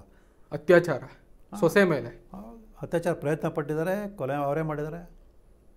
ಅಷ್ಟೆಲ್ಲ ಕ್ರೂರ ಮನಸ್ಥಿತಿ ಅವ್ರಿಗಿದೆ ಅಂತ ಗೊತ್ತಾಗುತ್ತೆ ಸರ್. ಮುಂದೆ ಸತ್ಯ ಈಗ ಅದನ್ನೇ ಹೇಳ್ತೀನಿ, ಒಂದಷ್ಟು ದಿವಸ ತಾಳ್ಮೆಯಿಂದ ಇದ್ದರೆ ತನಿಖೆ ನಡೆದಾಗ ಗೊತ್ತಾಗುತ್ತೆ ಸತ್ಯ. ಬಹುಶಃ ನಾಳೆ ದಿನ ತನಿಖೆಗೆ ಈ ಇಂಟರ್ವ್ಯೂ ಕೂಡ ಒಂದು ಸಾಕ್ಷಿ ಆಗ್ಬಹುದು ಸ್ನೇಹಮಯಿ ಕೃಷ್ಣ ಅವರೇ. ಆಗಲಿ ಸರ್, ಲಿಖಿತವಾಗಿ ಅರ್ಜಿ ಕೊಟ್ಟಿದ್ದೀನಿ, ಸಂದರ್ಶನ ಇದೆಯಾ, ನಾನು ಲಿಖಿತವಾಗಿ ಅರ್ಜಿ ಕೊಟ್ಟಿದ್ದೀನಿ. ವಿಠಲ್ ಗೌಡರು ಕಾರಣ ಅದಕ್ಕೆ ಏನೊಂದು ಸಾಕ್ಷ್ಯಗಳು ಅಂತೇಳಿ ಅದ್ರ ಮೇಲೆ ತಾನು ತನಿಖೆ ನಡೀತದೆ. ಇದ್ರೂ ಅದೇ ಹೇಳ್ತೀನಿ ನಾನು, ನನಗೇನು ಆರೋಪ ಅಂತ ಹೇಳ್ಕೊಂಡು ಬಂದಿದೆ ಸಾಕ್ಷ್ಯಗಳಿದೆ ಅದನ್ನೇ ಹೇಳ್ತಿದ್ದೀನಿ. ಅದನ್ನು ನಾನು ಲಿಖಿತವಾಗಿ ಕೊಟ್ಟಿದ್ದೀನಲ್ಲ. ಬರೀ ಸಾಮಾಜಿಕ ಹೋರಾಟಗಾರರ ಮೇಲೆ ಒಂದು ಆರೋಪಗಳು ಸಾಮಾನ್ಯವಾಗಿ ಬರುತ್ತೆ, ದುಡ್ಡಿಗೆ ಈ ಪ್ರಕರಣಗಳನ್ನೆಲ್ಲ ಎತ್ತುತ್ತಾರೆ ಅಂತ. ನಿಮ್ಮ ಮೇಲೆ ಬಂತು ಅದು ಕೂಡ ಸರ್. ಹೇಳಿದಲ್ಲ, ಹೋರಾಟದ ಸಮಯದಲ್ಲಿ ಅಂಥ ಆರೋಪಗಳು ಸಾಕಷ್ಟು ಬರ್ತಾ ಇರ್ತದೆ. ಸೊ ಅದ್ರ ಬಗ್ಗೆ ತಲೆ ಕೆಸ್ಕೊಂಡ್ರೆ ಹೋರಾಟ ಮಾಡೋಕ್ಕೆ ಆಗಲ್ಲ. ಸೊ ನಮ್ಮ ಉದ್ದೇಶ, ನಮ್ಮ ಹೋರಾಟ ಏನಿದೆ ಅದು ಗುರಿ ಮುಟ್ಟುವಂಥದ್ದು. ಸೊ ಯಾರೋ ಒಬ್ಬರವರ ಏನೇನು ಆರೋಪ ಮಾಡ್ತಾರೆ ಅದಕ್ಕೆ ಬೇರೆ ತಲೆ ಕೆಸ್ಕೊಂಡ್ಬಿಟ್ರೆ ಸೊ ಸುಮ್ಮನೆ ನಮ್ಮ ಅಮೂಲ್ಯ ಸಮಯ ಅಂಥ ವಿಚಾರಗಳಿಗೆ ತಲೆ ಕಳಿಬೇಕಾಗುತ್ತೆ. ಏನು ಆರೋಪ ಮಾಡಿದರೆ ಅವ್ರು ಸಾಕ್ಷಿ ಹೇಳ್ಕೊಳ್ಳಿ, ತನಿಖೆ ಮಾಡಿಸ್ಲಿ ನಾವಂತೂ ಅದು ಬೇಡ ಅಂತ ಹೇಳಿಲ್ಲ. ಈಗ ನಮ್ಗೆ ಆ ಒಂದು ಭಯ ಇದ್ದರೆ ತನಿಖೆ ಮಾಡಿಬಿಡಿ ಹಂಗೆ ಏನಾದ್ರು ತಪ್ಪಿಸ್ಕೊಳ್ಬೇಕಾಗುತ್ತೆ. ನಮಗೆ ಇಲ್ಲ. ಸೌಜನ್ಯ ಪ್ರಕರಣ ಮತ್ತು ಧರ್ಮಸ್ಥಳ ಪ್ರಕರಣಕ್ಕೆ ಸಂಬಂಧಪಟ್ಟ ಹಾಗೆ ಸಾಕಷ್ಟು ಮಂದಿ ದುಡ್ಡು ಮಾಡಿದ್ದಾರೆ ಅಂತ ಆರೋಪಗಳೆಲ್ಲವೂ ಕೂಡ ಇದೆ. ಆ ಪೈಕಿ ನೀವು ಒಬ್ಬರು ಕೂಡ ಅನ್ನೋದು ಈಗ ಕೆಲವರು ಹೇಳ್ತಿರುವಂಥ ಮಾತು. ಸರ್ ಸುಮ್ಮನೆ ಕೂತ್ಕೊಂಡು ಹೇಳೋರ್ಗೇನು ಸರ್ ಹೇಳ್ತಾರೆ, ಅದು ಅದನ್ನೇ ಕೇಳ್ತೀನಿ. ನಾನು ಈಗ ಆ ಥರ ಹೇಳ್ತಾರಲ್ಲ, ಅವ್ರು ಸೌಜನ್ಯ ಪ್ರಕರಣ ಸಂಬಂಧಪಟ್ಟ ಎಷ್ಟು ಸಾಕ್ಷಿಗಳನ್ನು ವಿಚಾರಣೆ ಮಾಡಿದ್ದಾರೆ ಅಥವಾ ದಾಖಲೆಗಳನ್ನು ಪರಿಶೀಲನೆ ಮಾಡಿದ್ದಾರೆ ಹೇಳಿ ನೋಡೋಣ. ಅಥವಾ ನನ್ನ ಬಗ್ಗೆ ಅಂತ ನಾನು ಇದುವರೆಗೂ ಏನು ಹೋರಾಟ ಮಾಡ್ಕೊಂಡ್ಬಂದಿನಿ, ಯಾವ ಪ್ರಕರಣದಲ್ಲಿ ಎಷ್ಟು ಹೋರಾಟ ಮಾಡಿದ್ದೀನಿ, ನನ್ನ ಬಗ್ಗೆ ನ್ಯಾಯಾಲಯ ಏನು ಅಭಿಪ್ರಾಯ ಕೊಟ್ಟಿದೆ ಅವೆಲ್ಲ ತಿಳ್ಕೊಂಡಿದ್ರೆ ಕೇಳಿ. ಒಂದು ಪ್ರಕರಣದಲ್ಲಿ ಮಾನ್ಯ ನ್ಯಾಯಾಲಯನೇ ನನ್ನ ಬಗ್ಗೆ ಬರೆದಿದೆ. ಸ್ನೇಹಮಯಿ ಕೃಷ್ಣ ಒಬ್ಬ ಸಾಮಾಜಿಕ ಹೋರಾಟಗಾರ, ಹಲವಾರು ಜನರಿಗೆ ಹೋರಾಟ ಮಾಡಿ ನ್ಯಾಯವನ್ನು ಕೊಡಿಸಿದ್ದಾರೆ, ಅವ್ರಿಗೆ ತೊಂದರೆ ಕೊಟ್ಟರು ಕೂಡ ಅವ್ರು ಮುಂದೆ ಇಟ್ಟೆ ಜನ ಹಿಂದೆ ಇಟ್ಟಿಲ್ಲ ಅಂತೇಳಿ ಒಂದು ಪುಟ ನನ್ನ ಬಗ್ಗೆನೇ ಬರೆದಿದ್ದಾರೆ. ಅದ್ರ ಬಗ್ಗೆ ಗೊತ್ತಿದೆಯಾ? ಯಾರು ನನ್ನ ಬಗ್ಗೆ ಮಾತಾಡ್ತಲ್ಲ ಅವ್ರಿಗೆ? ಈ ಹಿಂದೆ ಏನೇ ಬರೆದಿರಲಿ ಇದ್ರ ಬಗ್ಗೆ ಮಾತಾಡಿದ್ವಿ. ಇದ್ರ ಬಗ್ಗೆ ಅದನ್ನೇ ಹೇಳ್ತೀವಿ ಸರ್. ಆ ಥರ ಹಿನ್ನೆಲೆ ಇದ್ದಾಗ ನೀವು ಏಕಾಕಿ ಸ್ನೇಹಕ್ಕೆ ಎಲ್ಲ ಕೂತ್ಕೊಂಡು ನೀವು ಕಮೆಂಟ್ ಮಾಡಿಬಿಟ್ರೆ ನಾನು ಆಗಲ್ಲ. ನನ್ನ ಆತ್ಮಸಾಕ್ಷಿ ನನಗೆ ಗೊತ್ತಿತ್ತು ನಾನು ಏನಂತೇಳಿ. ನನಗೆ ಇನ್ನೊಬ್ಬರು ಸರ್ಟಿಫಿಕೇಟ್ ಬೇಕಾಗಿಲ್ಲ ನನಗೆ. ಮಹೇಶ್ ಶೆಟ್ಟಿ ತಿಮ್ರೋಡಿ ಮತ್ತು ಗಿರೀಶ್ ಮಠಣ್ಣನವ್ರ ಬಗ್ಗೆ ಇರುವಂಥ ದ್ವೇಷ ಏನು ನಿಮಗೆ? ನನಗೇನು ದ್ವೇಷ? ಅವ್ರು ಜನರ ದಿಕ್ ತಪ್ಪಿಸ್ತಾರೆ ಅನಾವಶ್ಯಕವಾಗಿ. ಅಲ್ಲ, ಈಗ ಅವ್ರು ಹೇಳ್ತಿರೋದು ನೀವು ದಿಕ್ ತಪ್ಪಿಸ್ತಾ ಇದ್ದೀರಿ. ತನಿಖೆ ಗೊತ್ತಾಗುತ್ತಲ್ಲ. ನಿಮ್ಮ ಮಂಪರು ಪರೀಕ್ಷೆ ನಾನು ಕೇಳೋಂಥದ್ದು, ಈಗ ಒಂದ್ ವೇಳೆ ತನಿಖಾ ಸಂಸ್ಥೆ ನಿಮ್ಮನ್ನ ಮಂಪರು ಪರೀಕ್ಷೆಗೆ ಒಳಪಡಿಸಬೇಕು ಅಂತ ಹೇಳಿದ್ರೆ ನೀವು ಅದಕ್ಕೆ ರೆಡಿ ಇದ್ದೀರಾ? ರೆಡಿ. ನಾನು ಎಲ್ಲ ಥರ ರೀತಿಯ ತನಿಖೆಗೆ ನಾನು ರೆಡಿ ಇದ್ದೀನಿ ಸರ್, ಯಾವುದು ಬೇಡ ಅಂತ ಹೇಳಲ್ಲ. ನಾನೇ ಸರ್ಕಾರಕ್ಕೆ 2019 ಪತ್ರ ಬರೆದಿದ್ದೀನಿ. ಪದೇ ಪದೇ ನನ್ನ ಬಗ್ಗೆ ಈ ಥರ ಆರೋಪ ಬರ್ತದೆ. ಹಾಗಾಗಿ ದಯವಿಟ್ಟು ನಿವೃತ್ತ ನ್ಯಾಯಮೂರ್ತಿಗಳ ಒಂದು ಸಮಿತಿ ರಚನೆ ಮಾಡಿ ಸೊ ನನ್ನ ಆರೋಪಗಳ ಸಂಬಂಧಪಟ್ಟಾಗೆ ಒಂದು ತನಿಖೆಯನ್ನು ಮಾಡಿಸಿ ಸೊ ಸತ್ಯನ ಜನಕ್ಕೆ ತಿಳಿಸಿ. ಸ್ನೇಹಮಯಿ ಕೃಷ್ಣ ಸಾಮಾಜಿಕ ಹೋರಾಟಗಾರನ ಅಥವಾ ದುಡ್ಡುಗೋಸ್ಕರ ಕೆಲಸ ಮಾಡ್ತಾನ ಅಥವಾ ಬೇರೆ ಉದ್ದೇಶದಿಂದ ಕೆಲಸ ಮಾಡಿ ತನಿಖೆ ಮಾಡಿದ್ದು ನಾನೇ ಅರ್ಜಿ ಕೊಟ್ಟಿದ್ದಿಲ್ಲ. 2019 6 ವರ್ಷ ಆಯ್ತು ಬಂತು. ಯಾಕೆ ತನಿಖೆ ಮಾಡಿಸ್ತಿಲ್ಲ? ಮಾಡಿಸ್ಲಿ, ಯಾರು ಬೇಕಾದ್ರೂ ಮಾಡಿಸ್ಲಿ. ನಾನೇ ಖುಷಿ ಪಡ್ತೀನಿ ಅವ್ರಿಗಿಂತ. ನನ್ನ ಬಗ್ಗೆ ತನಿಖೆ ಮಾಡ್ಸೋಕ್ಕೆ ಸತ್ಯವಾಗ್ಲೂ ಯಾರೊಬ್ರು ಆದೇಶ ಮಾಡಿಸಿದ್ರೆ ಸರ್ಕಾರಕ್ಕೆ ಹೇಳಿದ್ರೆ ಖಂಡಿತ ನನ್ನಷ್ಟು ಖುಷಿ ಪಡ್ರೆ ಯಾರಿಲ್ಲ. ಕೊನೆಯದಾಗಿ ಸರ್, ಒಟ್ಟಿನಲ್ಲಿ ನಿಮ್ಮ ವಾದ ಏನು ಈ ಪ್ರಕರಣಕ್ಕೆ ಸಂಬಂಧಪಟ್ಟ ಹಾಗೆ? ಸೌಜನ್ಯ ಪ್ರಕರಣದಲ್ಲಿ ಆಕೆಯ ಮೇಲೆ ಯಾರು ದೌರ್ಜನ್ಯ ಮಾಡಿದರೆ, ಯಾರು ಕೊಲೆ ಮಾಡೋರು ಶಿಕ್ಷೆ ಆಗಬೇಕು ಅನ್ನೋದಷ್ಟೇ ನಮ್ಮ ಉದ್ದೇಶ. ಆ ತನಿಖೆಯಲ್ಲಿ ಸತ್ಯ ಇಚ್ಛೆ ಬರುತ್ತೆ, ಗೊತ್ತಾಗುತ್ತೆ. ಬೇರೆ ಯಾವ ಉದ್ದೇಶ ಇಲ್ಲ? ಖಂಡಿತವಾಗಿಲ್ಲ. ನನಗೆ ಬೇರೆ ಏನು ಉದ್ದೇಶ ಅದು? ನೀವು ಪರಿಜ್ಞಾನದಿಂದಲೇ ಮಾತಾಡಿದ್ದೀರಿ ಅಂತ ನನಗೆ ಅನಿಸುತ್ತೆ. ಖಂಡಿತವಲ್ಲ ಸರ್, ಸಾಕ್ಷಾತ್ ಇಟ್ಕೊಂಡು ಸ್ಪಷ್ಟವಾಗಿ ನಾನು ಹೇಳ್ತಿದ್ದೀನಿ ಸರ್. ನಾನು ಪ್ರಶ್ನೆ ಅವ್ರ ಮನೆಯವ್ರು ಉತ್ತರ ಕೊಟ್ಬಿಡಿ ಸರ್. ಕಾದ್ ನೋಡೋಣ ತನಿಖೆಯಲ್ಲಿ ಏನು ಉತ್ತರ ಬರುತ್ತೆ. ಅದನ್ನೇ. ನಮಸ್ಕಾರ. ನಮಸ್ಕಾರ. ಇದಾಗಿತ್ತು ಈ ಹೊತ್ತಿನ ವಿಶೇಷ ಸಂದರ್ಶನ. ಮತ್ತೊಂದು ವಿಶೇಷ ಸಂದರ್ಶನದೊಂದಿಗೆ ನಿಮ್ಮ ಮುಂದೆ ಹಾಜರಾಗ್ತೀನಿ. ನಮಸ್ಕಾರ. ನೋಡ್ತಾ ಇರಿ ಕರ್ನಾಟಕ ನ್ಯೂಸ್ ಬೀಟ್, ನ್ಯಾಯ ನಮ್ಮೊಂದಿಗೆ, ನಾವು ನಿಮ್ಮೊಂದಿಗೆ.